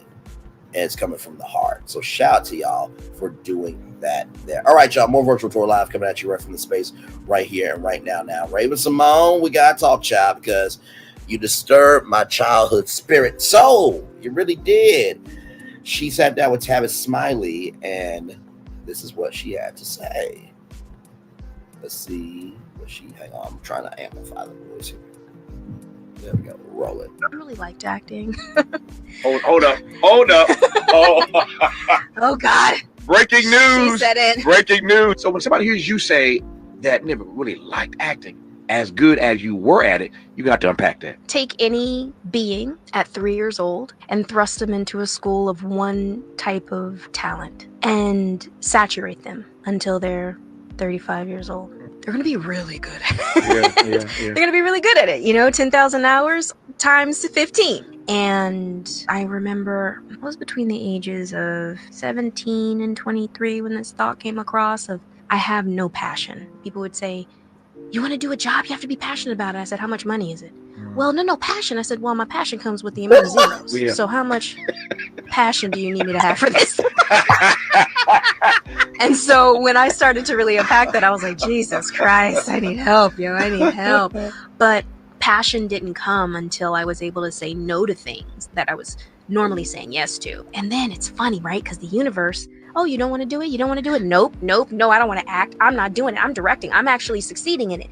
And then, hey, we want you to be the host of Scrabble. And it's like, oh, that's what passion feels like, because I'm a gamer. Like, I love video games. And so I was able to free up energy to allow the universe to say, here's something you would actually like to do in the position that you've been in for all of your life. I really like that. So she did say that she never liked acting, but seeing the clip in context, it makes a lot of sense, right? And that was a very powerful statement. One thing to know, two things for sure. Raven Symone has always, she hasn't always been articulate. We don't have to talk about her time at the View, but for her whole existence as Raven Symone, she has always been a class act. And let me tell you something, Raven Baxter was my crush. Raven Symone was my crush back in the day, in my younger days. Seriously, I got like her albums and everything else. I watch That's Raven all the time. And my favorite episode is with 602, when 6027, when Eddie and Raven tried to date, and Eddie Raven kissed him, like, that should have been me. But then again, the episode might not have aired if I was on the Disney Channel and my grown self now, but that's neither here nor there. So with that being said, Jesus Christ. But you know what? I appreciate it. So now, and honestly too, we don't really know all celebrities' dreams, because sometimes their hidden dreams are never heard about because either no one asked them about or they never get to pursue it. So now that she is going to be a game show host, which I think she's going to be great at it, and hopefully she'll be able to do other things as well. Also, she is a beautiful artist. She And she's a real artist, y'all. Like she, gets her canvas and she paints it. It's beautiful masterpieces. So I am glad that Raven has been able to evolve. But she doesn't mind collecting that bag though. And Raven's home has been a staple of Disney Channel. So the fact that you could create That's So Raven to be everyone's childhood and then come back to Raven's home to do it all over again and still be the one to be the two to make the three. Wonderful job. Fire emojis. Raven will benefit from a really good HBCU experience. I truly believe that. I concur. Facts. I think a lot of the young black actors of that era will have too. It's grounded when you lay roots down with your own people. Call Tyler Perry, see if we can replicate the White House and make a school. That's cool. We worked for jobs we didn't care for. 2 bills don't stop the realest ish I've seen today. She ain't lying about them zeros. I work as hard as you pay me no more. That's real, though. A lot of us are good at things we really don't want to do, so the amount of zeros matter. You can train people to be good at ish. You can't make them have a passion for it. And you know what? I agree with that. And when she said, my passion comes from the amount of zeros, I don't think she's saying this from a gold digging place at all. For those alpha male podcasts gonna go that way. I understand what she means of, if you really want me to do this, you got to match what it's going to take for me to do it. So I feel Raven Symone on that. I feel her on that. So, oh yeah, absolutely. Raven, right? Oh my God. And let me tell you something. Can we talk? Raven Symone was supposed to be thick with it. I said it. I didn't like skinny Raven. Shit. Okay. Now that we got that for Virtual Tour Live, coming at y'all right from this space, right here and right now. You know what's really funny about doing your own YouTube show is it's interesting because you are producing your voice as you're learning your voice, and so I am learning of how bold I am when I'm on live in real time with y'all, because I feel like one of these days, hey Hilla, welcome in, good to see you. One of these days when I do make it, I feel like with all the topics that I've ever talked about, I feel like there's gonna be somebody in a room at an event in Hollywood, and somebody gonna tap me on the shoulder, be like, "Are you Braylon Lee?" I am. I love Virtual Tour Live. Oh, thank you so much. What? And honestly, I'm going to have to think about what topic, because hello, we cover 6, 7, 8, 9, up to 10 destinations in one live. And so, if Raven Symone taps me on the show, be like, "You said you liked me when I was thick, and did I lie? Did I lie? Did I mother-ucking lie?" She'd be like, "No, because I look cute," and there it is. So I really do think about these celebrity encounters of all the topics, all the destinations rather, that we've traveled to, and thinking about how me and that person will, come together to talk about how I talked about. And I know for some of the celebrities, they probably may never talk to me. Also, 2 people said don't talk about what hasn't happened because you don't know, which is also a very factual point. But it's just the fact of, I go hard when I cover these destinations. I give my genuine take. But yeah, so she was after my time with Disney. I saw on Cosby Show, though. Yes, with Olivia, baby, night and day. Baby, night and day, I said to myself, night and day. All right, y'all, more Virtual Tour Live coming at you right from the space right here, right now. Now, I know y'all are probably tired of me and Epic Universe, but y'all, I'm telling y'all, this is the biggest news in the theme park, news sector right now. There ain't no other story bigger than this one. So this comes to us from the Hollywood report here. Universal reveals new details about Epic Universe's feature-length storytelling at in-park hotel. 4 members from the Universal's destinations and experiences appeared at New York Comic-Con to elaborate on the first new theme park in Orlando in more than 20 years, 2 decades. So this picture here is a rendering of Celestial Park attractions. So that is a dual roller coaster. So you'll be like a star in the sky. That is that's a carousel, a very special inspired space carousel. And then those are fountains that would be dancing throughout the night. And I'm sure they'll do colors and all that stuff too.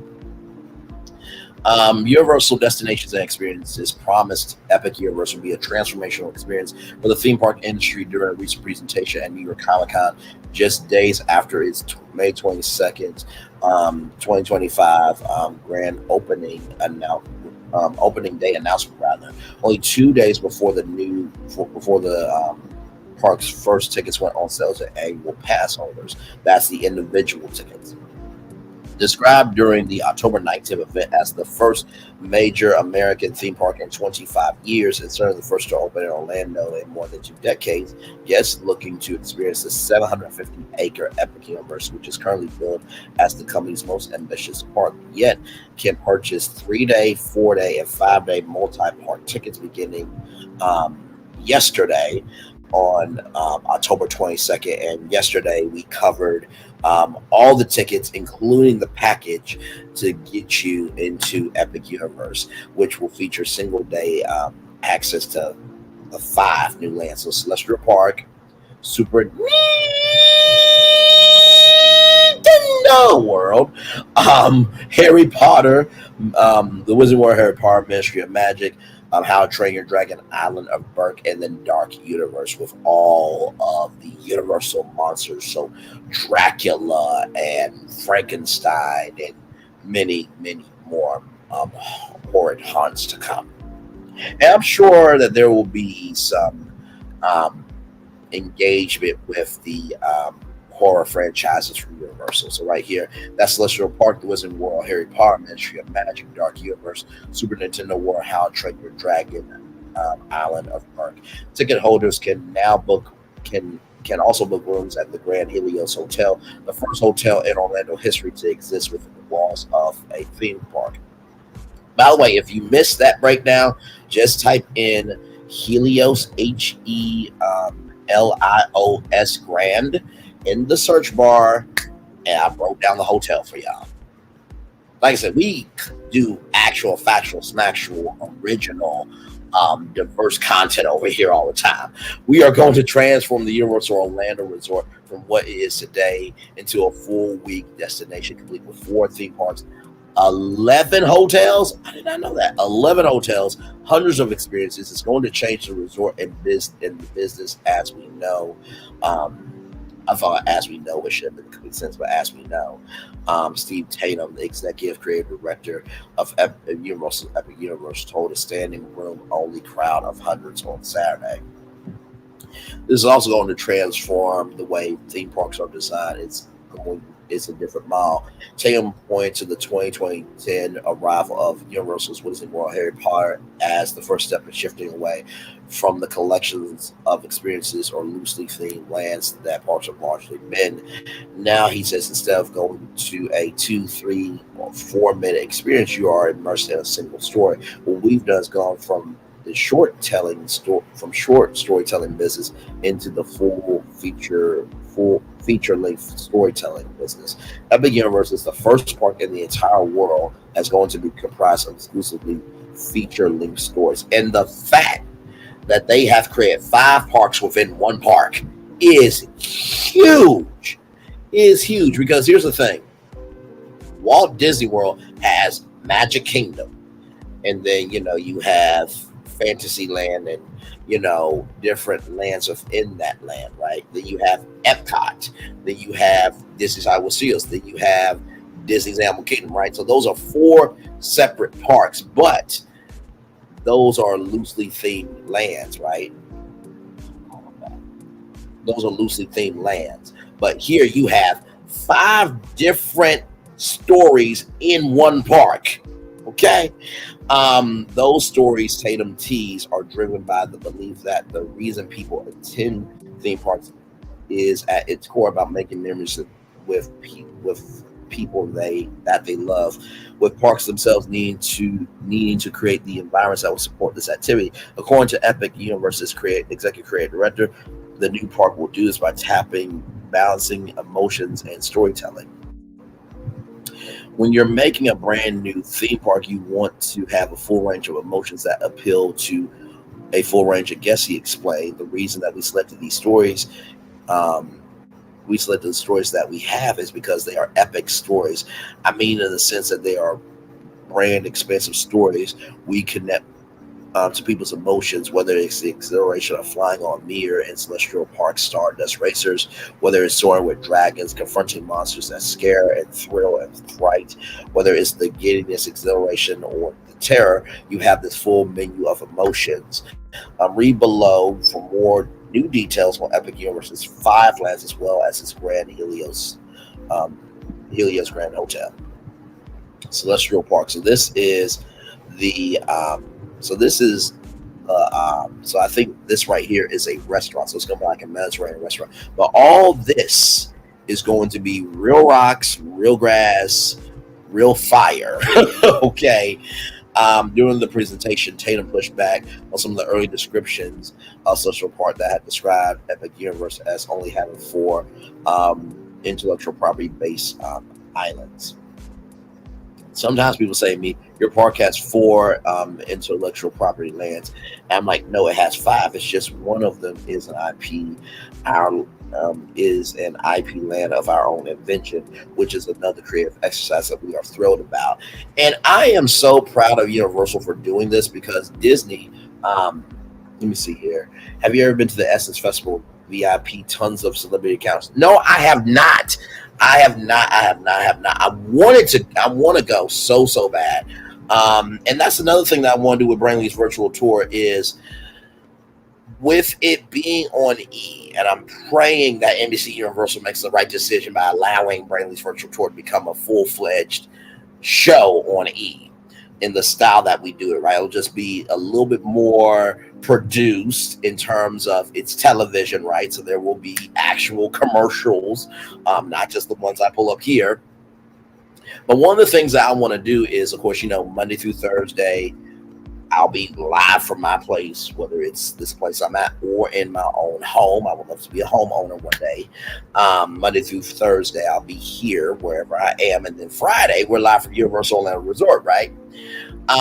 When it is the off season of Brainley's virtual tour, I would love to do Brainley's virtual tour live from the Essence Festival, live from the Beta America Festival, live from the Roots Picnic, where we are doing full live shows from these big major events. So, like I said, my mind is way bigger than YouTube, always has been.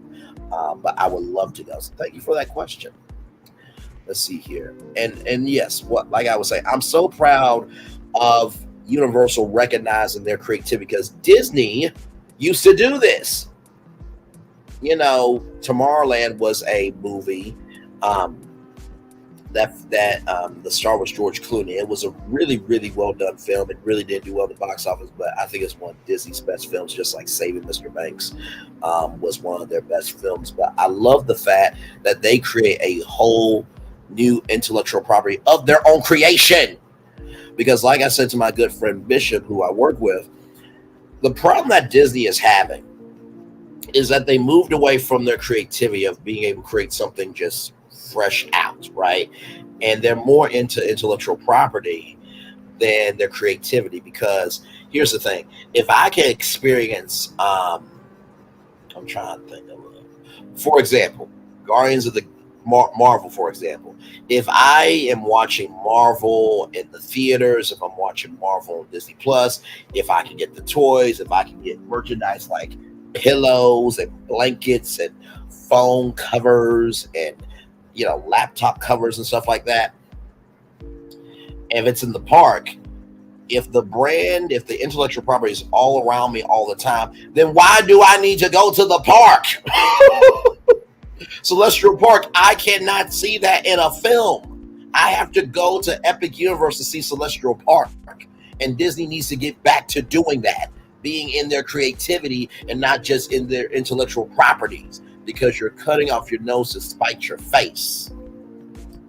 Okay.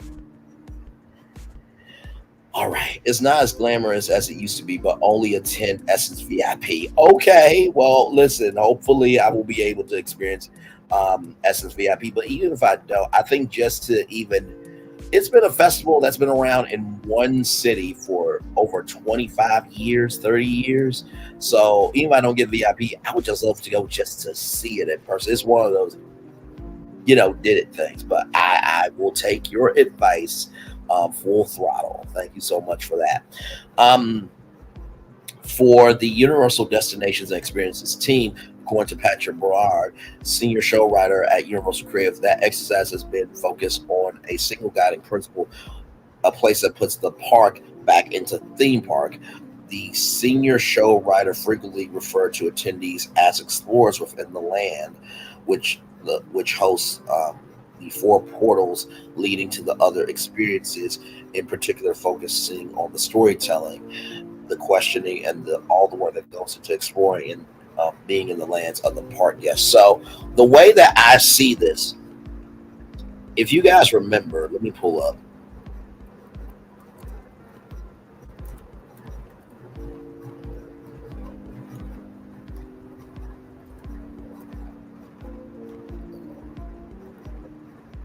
So, if you guys remember the Super Mario Brothers movie, right? Right here. So, this system of these pipes were able to take you anywhere and everywhere, right? And so, I'm trying to find right here. So, these portals right here, they would take you through, into different worlds here. Right here. So this is where Mario and Luigi separate, right? And it breaks off into these, other portals and stuff. So to me, I get Celestial Park, right? It's almost like if you are a time traveler. Now, I believe in time travel. I really, really do. Don't at me, okay? Clock Stoppers is a whole vibe. You have some Clock Stoppers in the movie, get to know Clock Stoppers. But think about this. When you are a time traveler, right? Or Wreck-It Ralph, for example. You remember seeing all those portals for all the video game characters going to their worlds and going to different worlds. That's Celestial Park. That is the opening. You go through the Chronos. Which is like this clock tower. That is your portal into the lobby of Epic Universe. But also, too, within Epic Universe, that is also a park. So I totally get Celestial Park. It is the anchor of the park for you to be able to explore this universe that you're in. So really, really well done. Totally get it. And these are the times where I wish I was at a oh, that's really cool. You sat to Roland Martin one year. That's really cool. And these are the times I wish I was at a Comic-Con, because if I were to say all that, they would be like, that's right. Who are you? Come on stage. Because I would be on the stage, because I would be, I would be the great brain liaison to MTL. That begins with the park's first gate, the Chronos, which Radio Tease, is pulling down all the cosmic energy that allows us to be able to open up all the portals to all of the possible worlds. A Constellation Carousel, which gives parkgoers to ride on constellations unlike any carousel that you ever been on. Really explain. To say carousel is kind of disingenuous. It makes it feel small. It's not. It's like anything. It's Epic Universe. It's massive. So the Wizarding World of Harry Potter Ministry of Magic, arguably one of the park's most anticipated lands.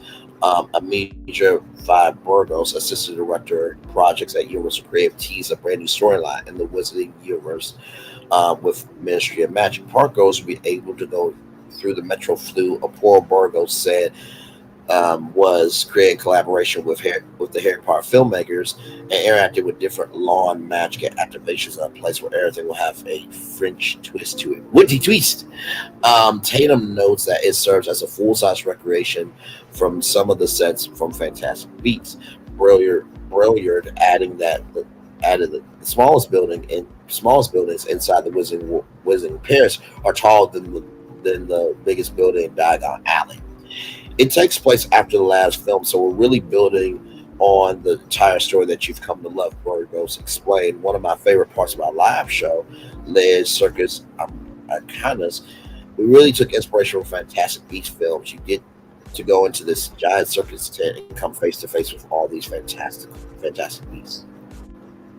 For the ride, Harry Potter and the Ball at the Ministry, guests will enter the Ministry atrium at full scale, full glamour, and full glory. The assistant director of projects tease. From there, they can travel to various Ministry offices, including a Hall of Minister, where past wizards who held the role can be seen debating one another, discussing the Lord Umbridge's upcoming trial. The ride itself, described by Burgos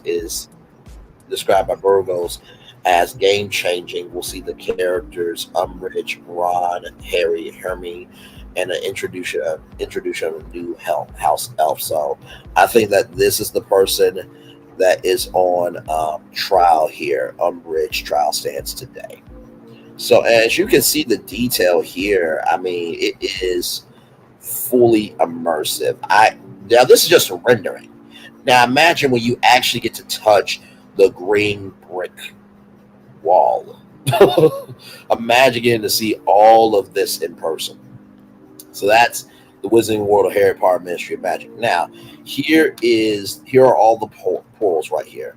So from left to right top. So this is the Wizarding World of Harry Potter Ministry of Magic portal.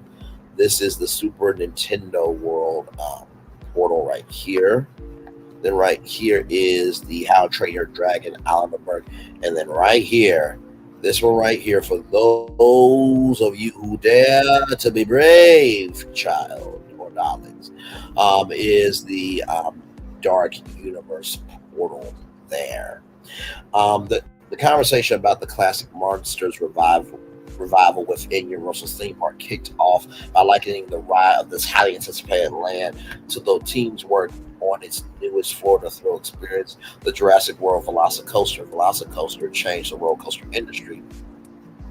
Greg Hall, assistant director, creative design at Universal Creative, told the New York City Comic-Con crowd, "We want to do it again, but be able to provide that experience in a totally new fashion." Within the ride queue, attendees can expect to witness various experiments conducted by Victoria Frankenstein, the great-great-granddaughter of Henry Frankenstein. In terms of the ride itself, Monsters Unchained, the Frankenstein experiment, Tatum urged that its intensity is not for younger children, but fans can expect to see how various monsters, once freed by Dracula, interact with each other and how they interact with us. It's something that it's something that's never been done before, even in the movies, Hall said. You're watching where the movies went, Brilliant said of Darkmoor. The land itself could be considered a sequel to the original films. We took everything from the original films and used that as the basis for the continued storytelling. I guess Darkmoor is one of the attractions there. During the presentation, it shared that this will be different from what Halloween Horror Night fans have experienced, even as Hall touched on a similar monster setting for Darkmoor, a ravaged village where Universal Creative had managed to amass horror's earliest and most famed creatures. That includes Dracula, Frankenstein's monster, Bride of Frankenstein, Rise of Dracula, Wolfman, Phantom of the Opera, and the creature from the Black Lagoon. We also have some cameos that we won't reveal right now, but you'll be able to see them in the park. Hall tease. So different. It's going to be different than Halloween Horror Nights, but do not think for one damn second they will not use that part for Halloween Horror Nights. Don't you think that? Because if you think that, if you think that they won't, think about Halloween Horror Nights and how massive they are. Now, times that by 10 if they did a Halloween Horror Nights overlay. I say that because they do that for Mickey's not so very scary Halloween party. They do overlays, right? So, and then when it comes to Mickey's Very Merry Christmas party at the Haunted Mansion, they do a Nightmare Before Christmas overlay. So I'm connecting the dots for y'all. Super Nintendo World. As you can see here, you actually get to go through the pipe, just like Mario and Luigi into the Mushroom Kingdom. The theme park, the third park collaboration between Universal Creative and Nintendo. This world will once again bring the Mushroom Kingdom to life. As I said earlier, when you play with the park, it plays back where you're told the audience. If you've ever been to the other iterations of Nintendo Universal collaborations, you know that happens to be a fact. You get to play with those lands that earn certain things and achievements as you make your way through.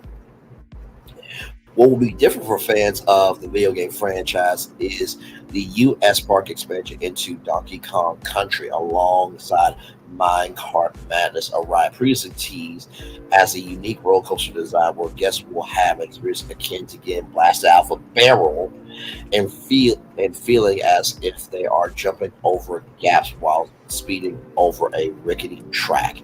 There will also be Yoshi's Adventure, a more widely accessible play experience across age demographics. And if you want intel into what Super Nintendo World is going to look like, just type it in on YouTube, Hollywood, and then Japan, and you'll see it.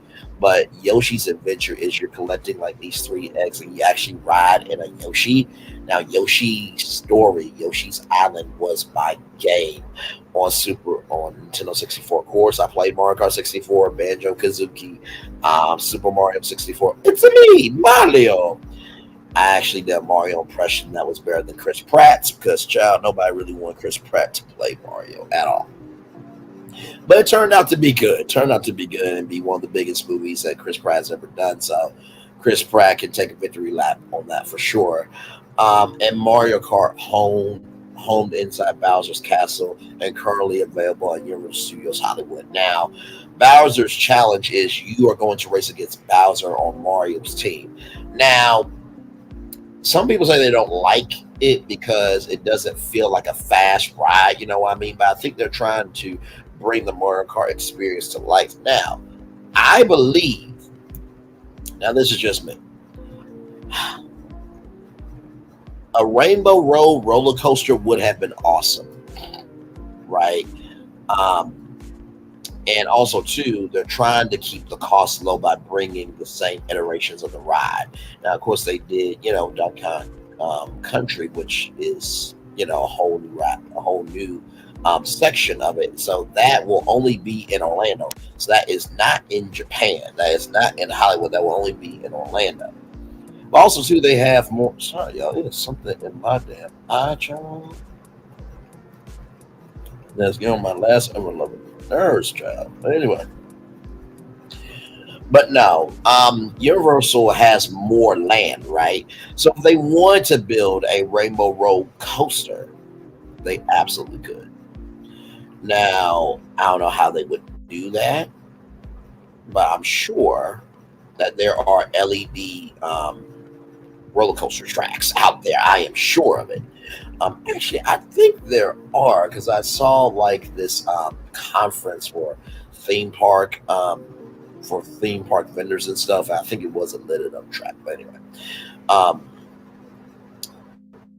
While few details were teased about Super Nintendo World, Brewer emphasized that it's important that guests feel agency and feel that their experience and their exploration through the park remind them constantly that they are achieving things. And then here is How to Train Your Dragon Island of Burt Tatum tease, a How to Train Your Dragon 2.5 in terms of both design and storytelling for this land.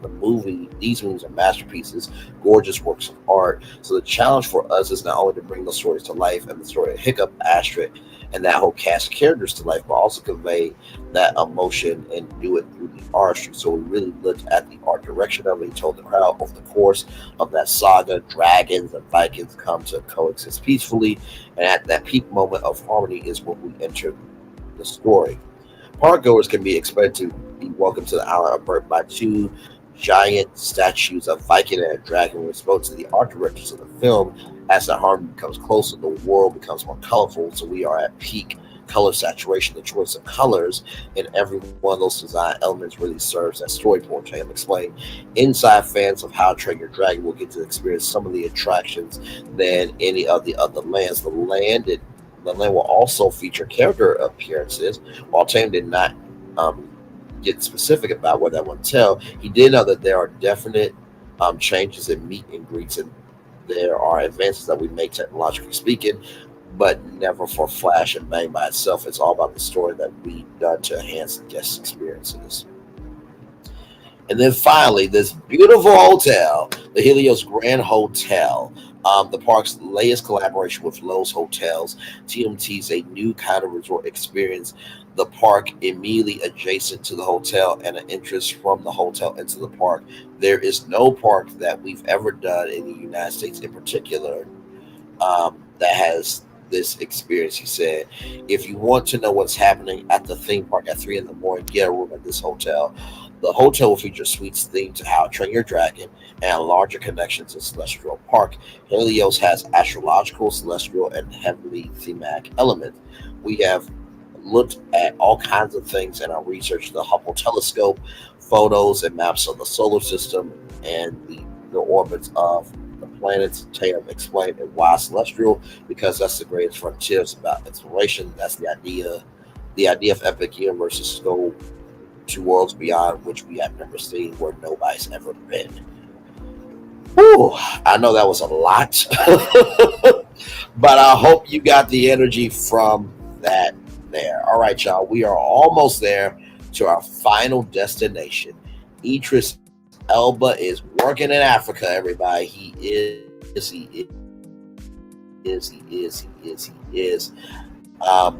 This comes to us from Sneaking in Business. Idris Elba is building an entertainment industry in Africa.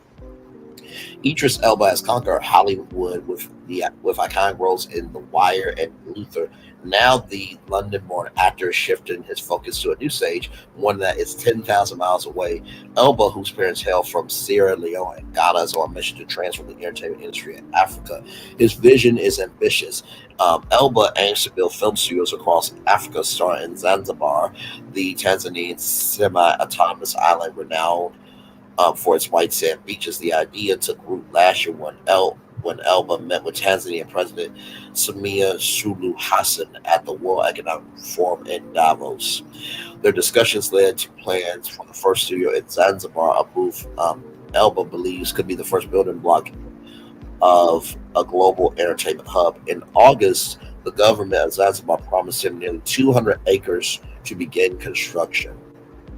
Idris Elba will be building a modern studio similar to Hollywood or Nollywood in Nigeria or Bollywood in India. Zanzibar Minister for Investment Sharaf Ali Sharaf announced, even he joked about naming the industry Zollywood or Zawood. The project goes beyond film. Elba believes Africa's creative sector is underrepresented globally. Much of the imagery about Africa isn't even generated from Africa. Elba told CNN at the Stellar Development Foundation's Meridian Conference in London this week, a lot of the media is centered around negative depictions of Africa, but the median age in Africa is 19. These young people are optimistic and deserve the chance to tell their own stories. There's also significant money to be made. Though Africa comprises 18% of the world's population, it accounts for only 1% of the global creative economy, a sector Goldman Sachs expects to double in the next 5 years. Timing could be better. A recent ESCO report shows that Africa's film and audiovisual industry could create 20 million jobs and add 20 billion to the continent's GDP by 2030. Global players like Netflix and Disney have already made sizable investments in Kenya, South Africa, and Nigeria. Still, many governments in emerging economies have yet to recognize the economic potential of the creative sector. Elba said the lack of regulation and investment, particularly around copyright and financing, has placed limits on its growth. He sees potential akin to South Korea's explosive entertainment industry growth from 2017 to 2021. Korean pop culture related exports grew an average rate of 13.7%, 2.5 times faster than overall export growth. Korea's Economic Research Institute estimates this contributed $27 billion. Okay, $27 billion to the economy. Tanzania is already looking toward that mall, partnering with South Korea to send African actors from Trey and Busan. But Elba understands that building studios alone won't be enough to spark an entertainment revolution. It's all been a puzzle, he said, referring to the challenges of structuring a new industry. One critical piece is how to pay creators in countries with limited banking infrastructure. In a separate but related project aiming to solve the payment issue, Elba has partnered with Stellar, a blockchain-based platform, to introduce Akuna Wallet, a digital wallet designed for the creative economy. Akuna Wallet allows artists, filmmakers, and musicians to manage payments and royalties without relying on traditional banks. By enabling peer-to-peer transactions in digital currencies, it provides a secure payment system in regions with limited financial infrastructure.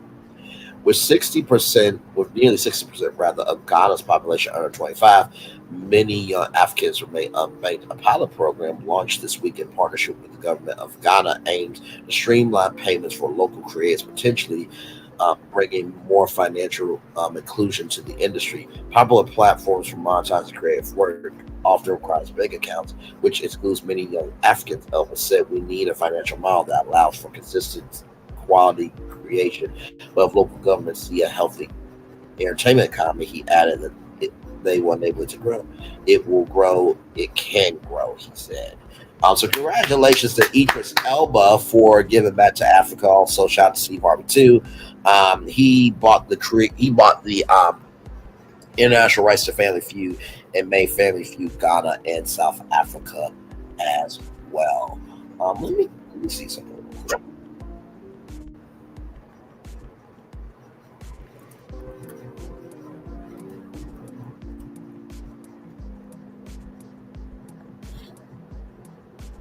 Okay. Let me see something real quick because I want to show y'all something.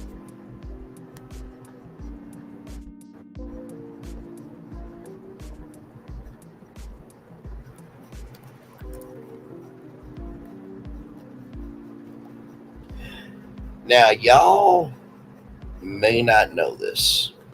Okay, y'all may not know this, but I think y'all should. I think y'all should. Now, this was 7 years ago, okay? This was 7 years ago. Here we go.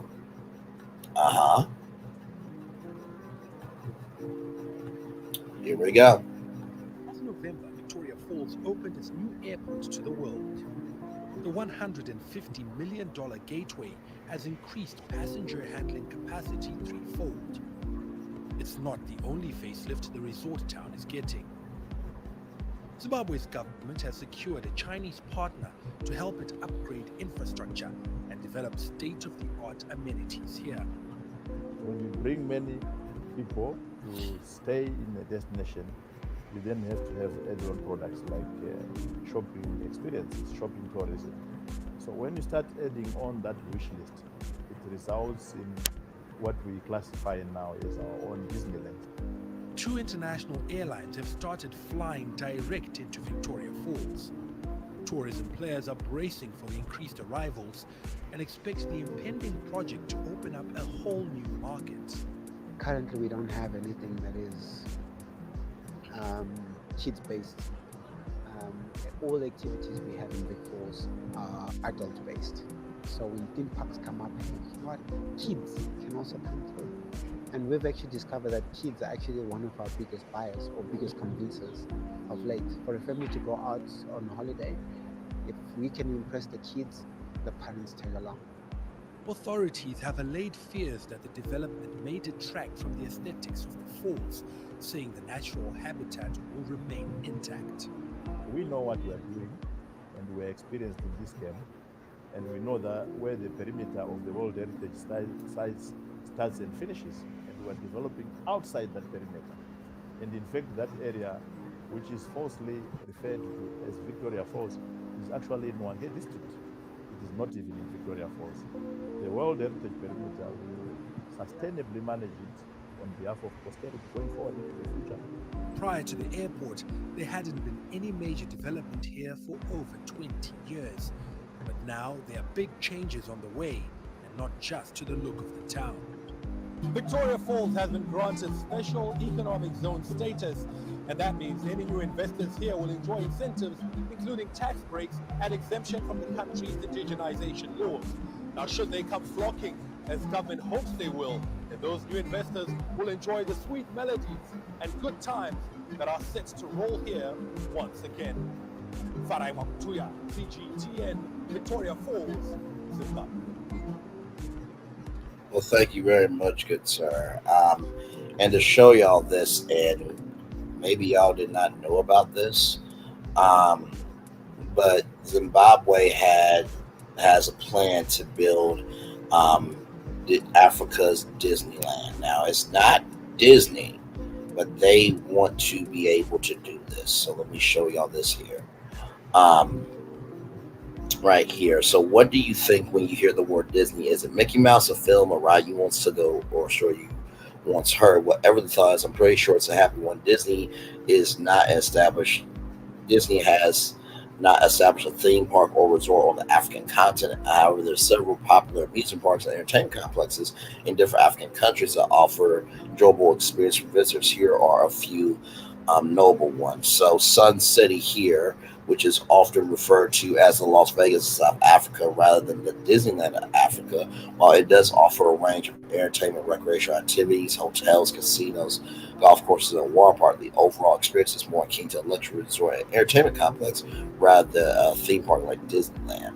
Sun City is located in the northwest province of South Africa. It was developed in the late 1970s and early 1980s. It consists of various hotels and resorts, including the famous Palace of the Lost City, which features a distinct African theme. The complex also includes the Valley of Waves, a large water park, and artificial beaches and water slides. While Sun City attracts tourists from around the world, it does not offer the extensive theme park attractions and character-based experiences founded in Disneyland or other parks. Disney does not have a park or resort in Africa. Sun City focuses more on leisure and entertainment and casino gaming.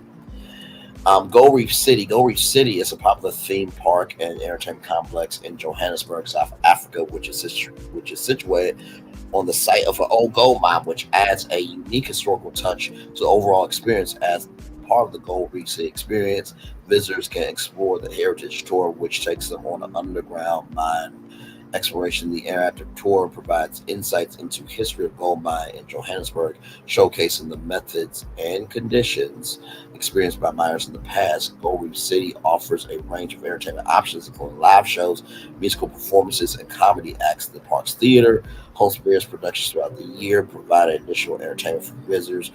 Gold Reef City has numerous restaurants, cafes, food outlets where visitors can enjoy a variety of cuisines. Additionally, there are shops, boutiques, selling souvenirs, jewelry, and African crafts.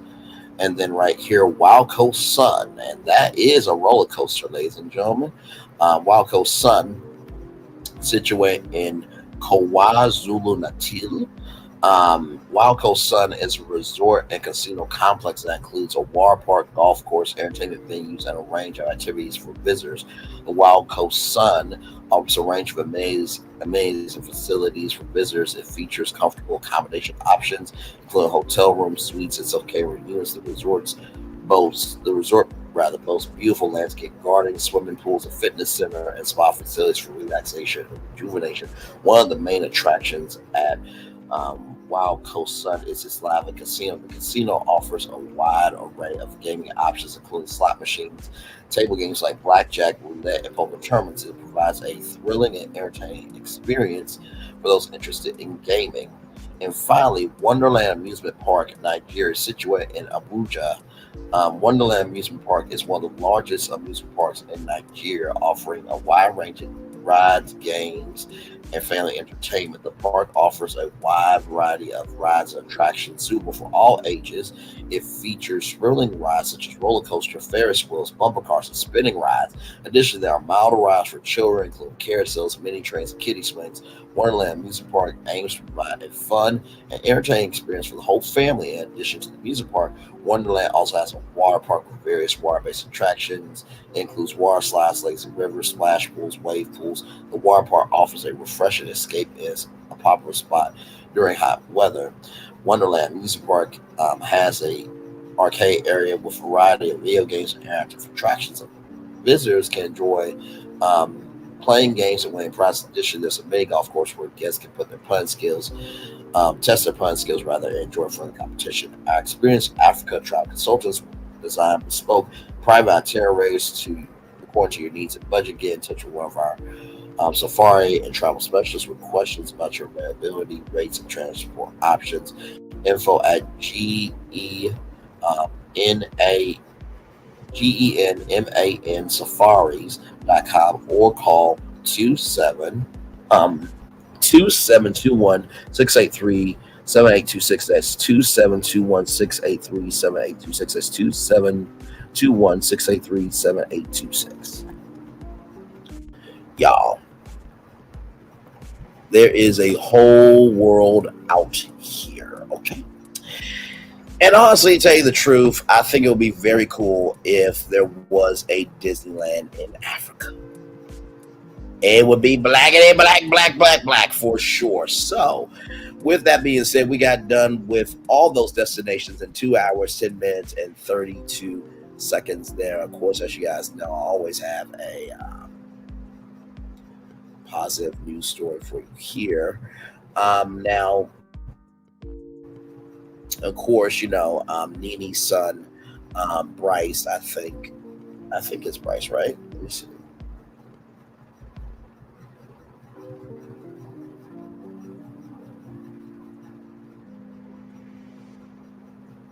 Nene Leak's son.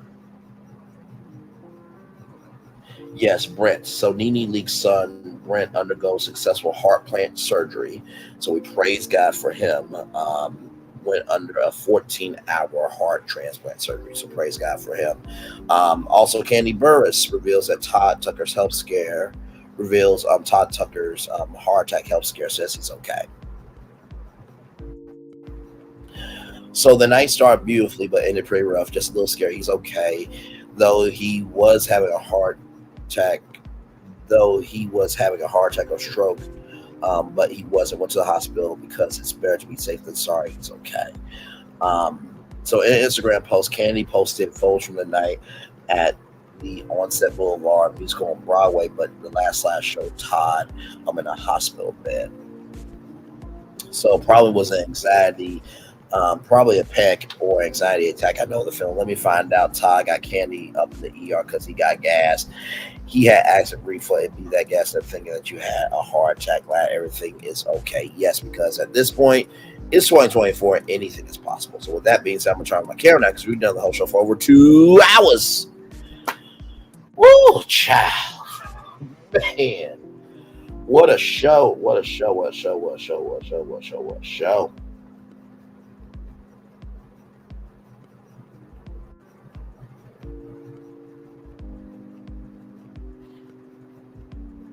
What a show.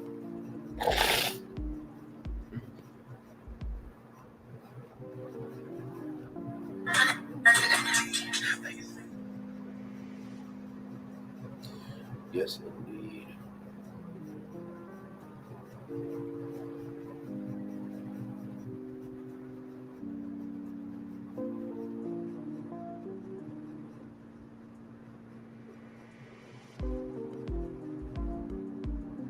But yes, indeed. Hey, y'all, welcome in, everybody. Glad to have y'all here. I think the story today that really got to me was, I think the story that really got to me in the most inspirational way was probably Idris Elba and how he wants to make Africa, a entertainment, titan. And I think that that's a beautiful vision. I want to come to fruition because, honestly, too, to tell you the truth, I don't know why there's not a Universal Studios Africa. I don't know why there's not Disneyland Africa. So if we can build theme parks based on our culture, I think it would be a beautiful thing. All good, Aries Girl Podcast. Thank you so much. I'm going to be wrapping up the show here in just a little bit. I'm just resting child at this point. Hang on one second.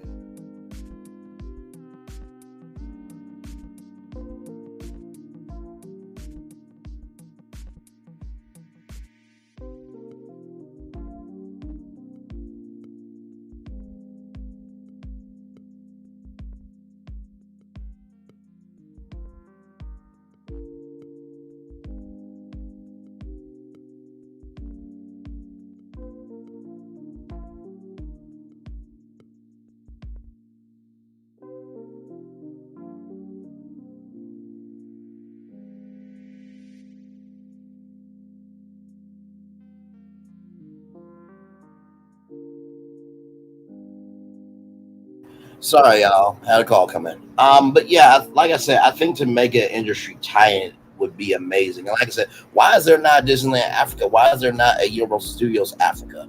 And I think it's important to recognize that, the world also has content.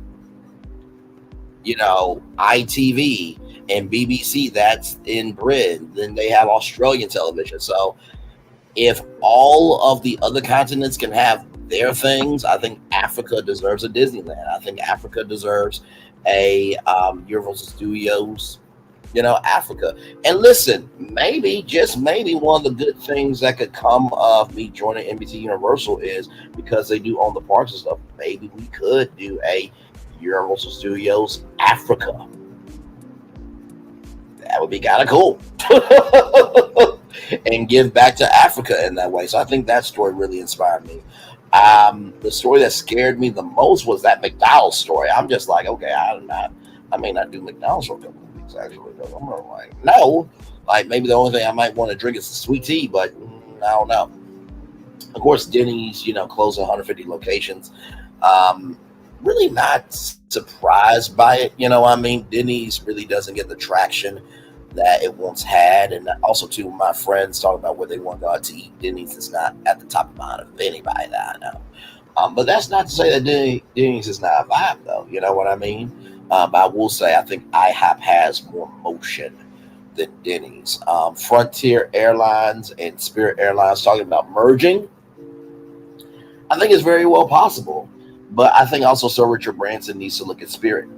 I think that that's a very viable option. If Sir Richard Branson bought Spirit and brought back Virgin America, I think it would be a huge, huge thing. Then, of course, Akron. I think that story probably was the most inspirational story in terms of... No, I'll say this. I think that was the most entrepreneurial story of the Akron degree program, of letting people, have 100% free prepaid tuition to pursue a nursing degree. I think that was probably the most entrepreneurial story that we saw. Diageo or Diageo investing in our culture with, endowments at 29 HBCUs. I had no idea that. And I think that is quite awesome. And I hope that more companies recognize that the more you recognize other cultures, not to say face, to say we're not racist, but to invest in us because we deserve to be seen. I think it makes the world better. Raven Symone being able to say that my passion comes with the amount of zeros. It really shifted a focus in me because let me tell you something. I am passionate about bringing this virtual tour. I am passionate about being in here. Now, the zeros are an additional bonus, right? But I also understand what it is to want to explore, to want to be curious, and want to try the things. So I did understand it before. It did hurt my heart just a little bit, not gonna lie, because I'm like you a good actress. Like, let's be real about it. Raven Symone is a legend in the acting world. But I also understand too of, you want to be able to be your own individual. So, and then Todd Tucker, being okay. Thank God it wasn't a heart attack, because you could pass away from a heart attack. And thank God for Brett for his heart transplant to go very smoothly, very well, very strong. So, child, that was a shock. So I'm gonna drop the link if anybody wants to come up. I know it's only one person here, where it was two people, but I'll drop the link if anybody wants to come up.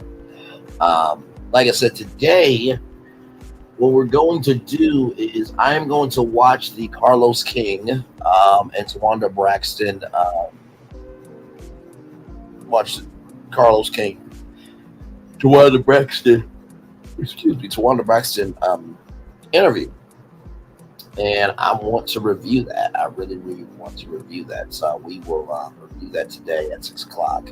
And y'all are clearly telling me in the chat, not in the chat, but y'all clearly tell me on my poll that you guys want Real Housewives of Potomac. So you guys are going to get it, okay? I just gotta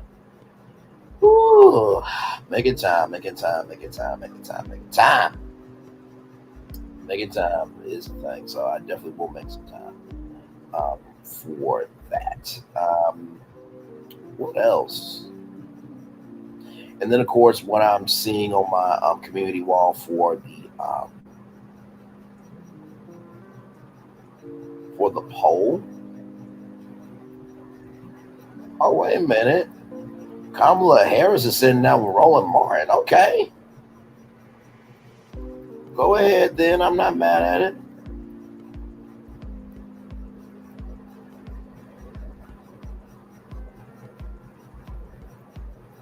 Go ahead. I am not mad at it. Not mad at it at all. But yeah, what I'm seeing on my wall, because remember I asked you guys what you guys want to do about the election. And y'all, 50-50. So nobody chose 6 p.m. But 8 votes, 7:30 p.m. and 8 p.m. are the 2 times that y'all are open to for me doing the election night. So I am paying attention for sure. I'm paying attention. So this was a fun show this morning. It really, really was. I think we'll rock it out until what? 2 hours and 30 minutes, I think. We'll rock it out until then. But yeah, this was a great, great show this morning. Jam-packed per usual. Went from McDonald's to Idris Elba. And yeah, so good stuff.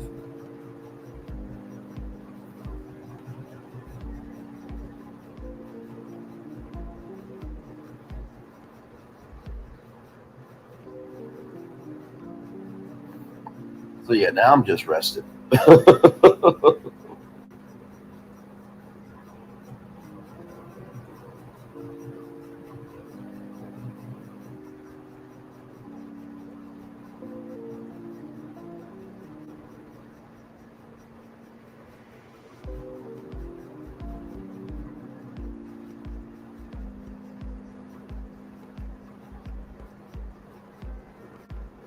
Oh man.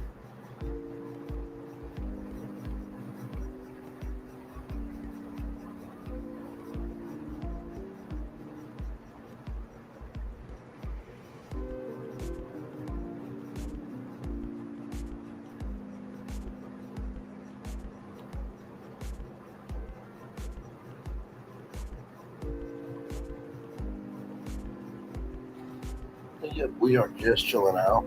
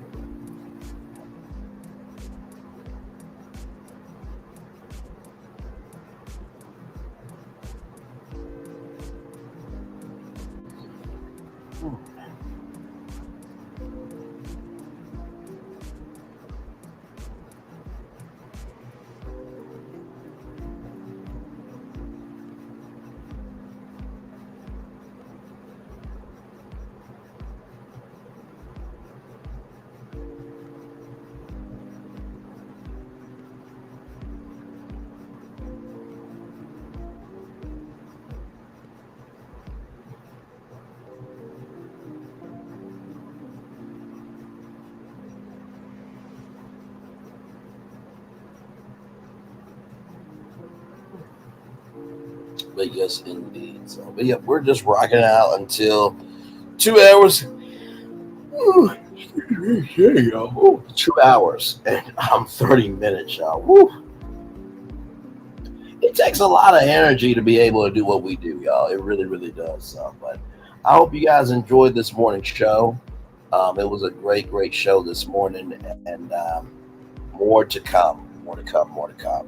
Of course, once I do the 6 p.m. show, I will be off Thursday, and you know what? I may use Thursday to watch RHOP, and then we'll cover it Friday, and then we'll try to put it back in rotation. Now, of course, I did not expect an interview with Tawanda Braxton and Carlos King to come through, but of course, y'all know I reviewed the Tamar Braxton interview with Carlos King, and so maybe we might get some clarity on some things about the Braxtons.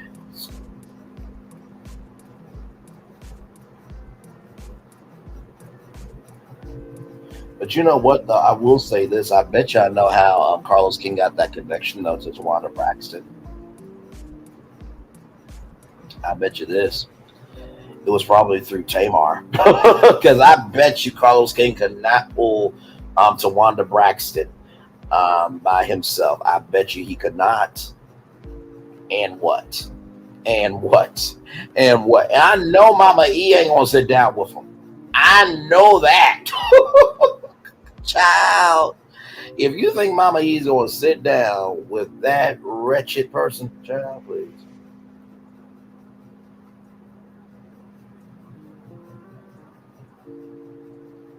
Oh, my Lord. But yes, indeed. Just chilling out. Hey, everybody. Hopefully all is well with y'all.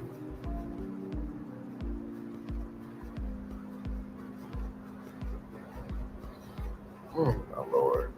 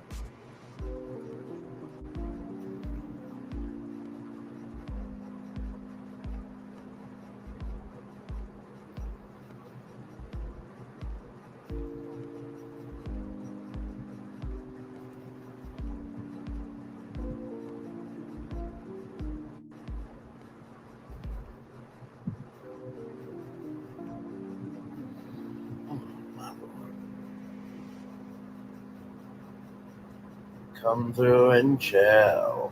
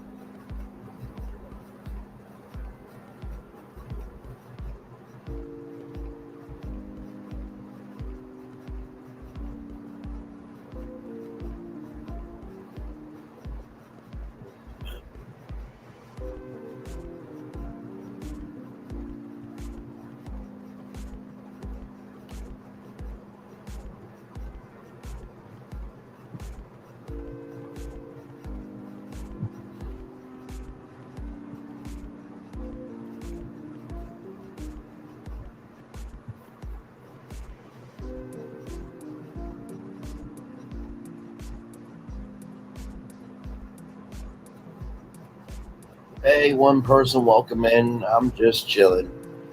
Did a whole show, so just chilling out now. But glad to have you here.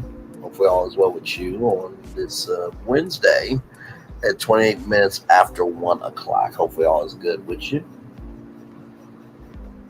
Yes, indeed.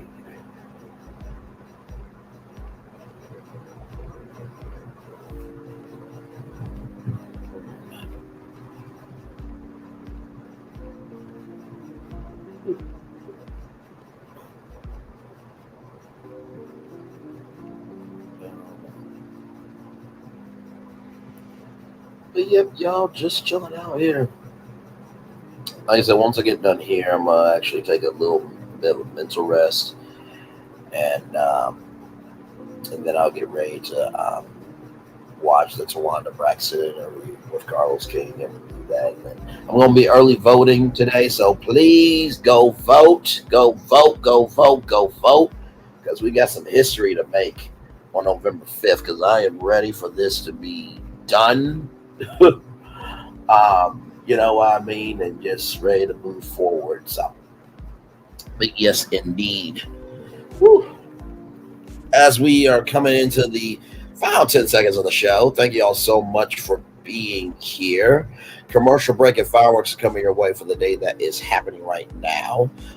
Please enjoy the rest of your day. I'll see you back here tonight at 6 p.m.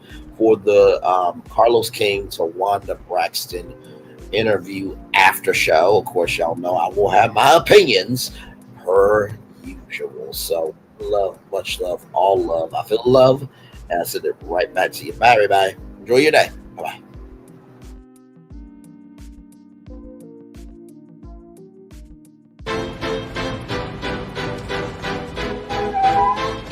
This is for all you multi-talented, multitasking, multi-everything people out there. Take it away.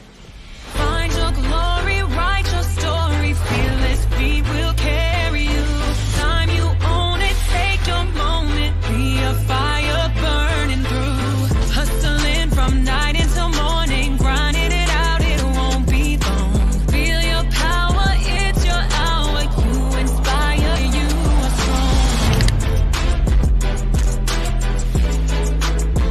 Enjoy your Zola. No applause? You're all fired.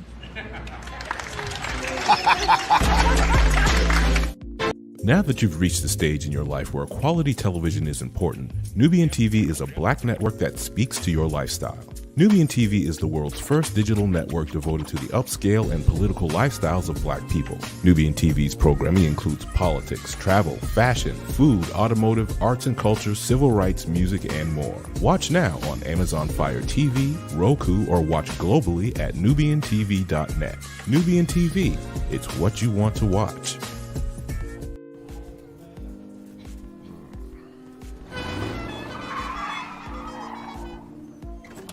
Come with me if you want to live a more delicious life.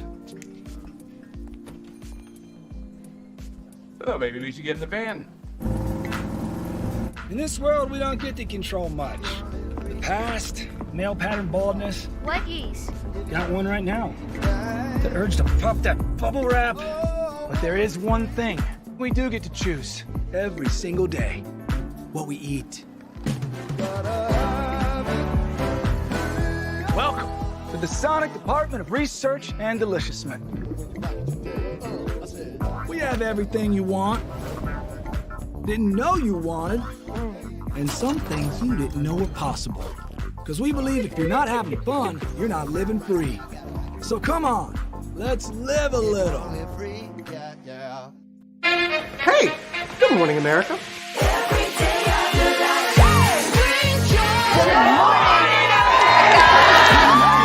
Good morning, America. Good morning, America. Good morning, America. Money. Are you ready? They are ready. Covering the biggest events in the country right now. There's a lot going on here this morning. Hey, all the tea in China. I'm still here, y'all. It was just me by myself, so I just kind of, I'm still here though. I'm still here. But yeah, I saw 3 people here. I'm like, oh, okay, y'all, if y'all want to stay, y'all can. I was just getting ready to head off because it really was just me. But yeah, no, I appreciate y'all for being here. Thank you all the tea in China. Like I said, all the tea in China is a content creator as well. So like, comment, share, subscribe to her as well. But yep, one love, much love, all of. I'll see you guys real soon. Thank you to the 3 people that stopped by. And yeah, we've been here for 2 hours, 33 minutes, and now 55 seconds. So go back and watch everything. It was a jam-packed show. McDonald's, them shutting themselves down because of the E. coli outbreak. Denny's closing 150 restaurants. Frontier and Spirit might be merging, but I think Sir Richard Branson should buy out Spirit and bring back Virgin America, make that a national brand. Akron, Ohio is teaming up. Well, Akron Children's Hospital is teaming up with the University of Akron to provide degrees for nursing, absolutely free. Then Diageo is investing in us as a people, which is absolutely amazing. With endowments at 29 HBCUs, then Symone said that she's never liked acting, which was shocking to everybody, including Tavis Smiley, which I'm glad Tavis is, working. He's in a station in LA, even though he did what he did, and that was completely wrong. But Tavis he's a broadcasting legend for sure.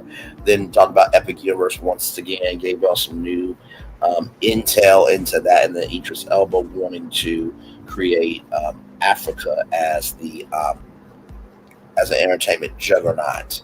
And then of course Todd thought he had a health scare, but he's actually okay. And Brett Needy's son is all right as well. So back to the GMA commercial, and then we're heading on out here. One love, much love, all love. Bye everybody.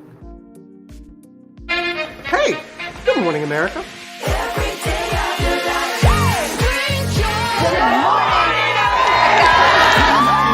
Good morning, America. Good morning, America. Good morning, America. Money! Are you ready? They are ready. Covering the biggest events in the country right now. There's a lot going on here. It's always a good time. That's what the show's about. That's good. Really good. Very good. Coming in hot. Jimmy coming in hot. It's far from elementary. Oh. Good morning, America. I'm not going to try to strut like Michael or anything. I have known George a long, long time. Have you ever gotten him to dance? Look at that face. You don't just see it, you feel it. I'm in. I'm in. I'm in too.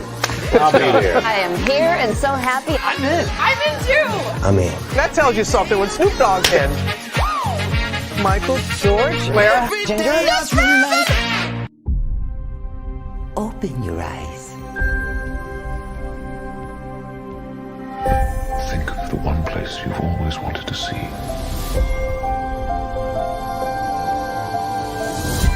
This is where our magic comes from.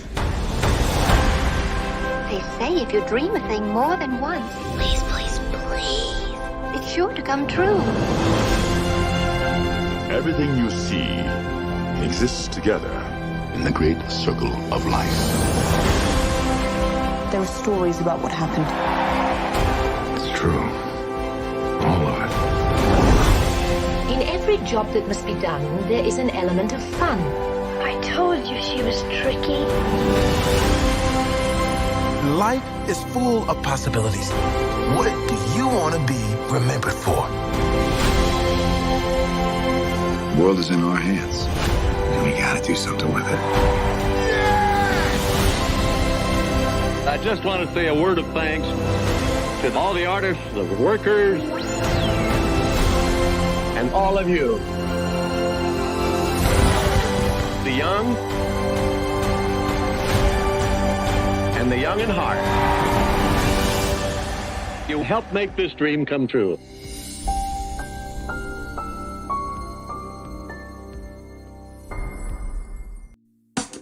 Caesar. Just look at him. Politician. General. Author. Ruler. Man.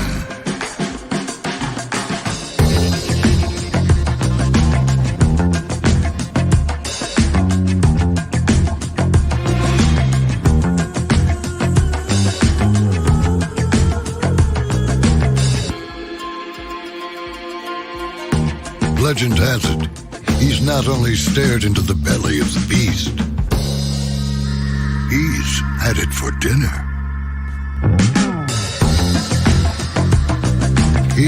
free to relax or party or relax or party or relax and party. His is a world of opulence,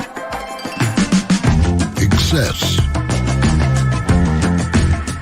and the occasional impulse buy. Not one to rest on his laurels, he's famous for ushering in a new age of entertainment. So, for anyone seeking a place where the sun never sets on a good time, all this awaits. I am Caesar, and I approve this palace.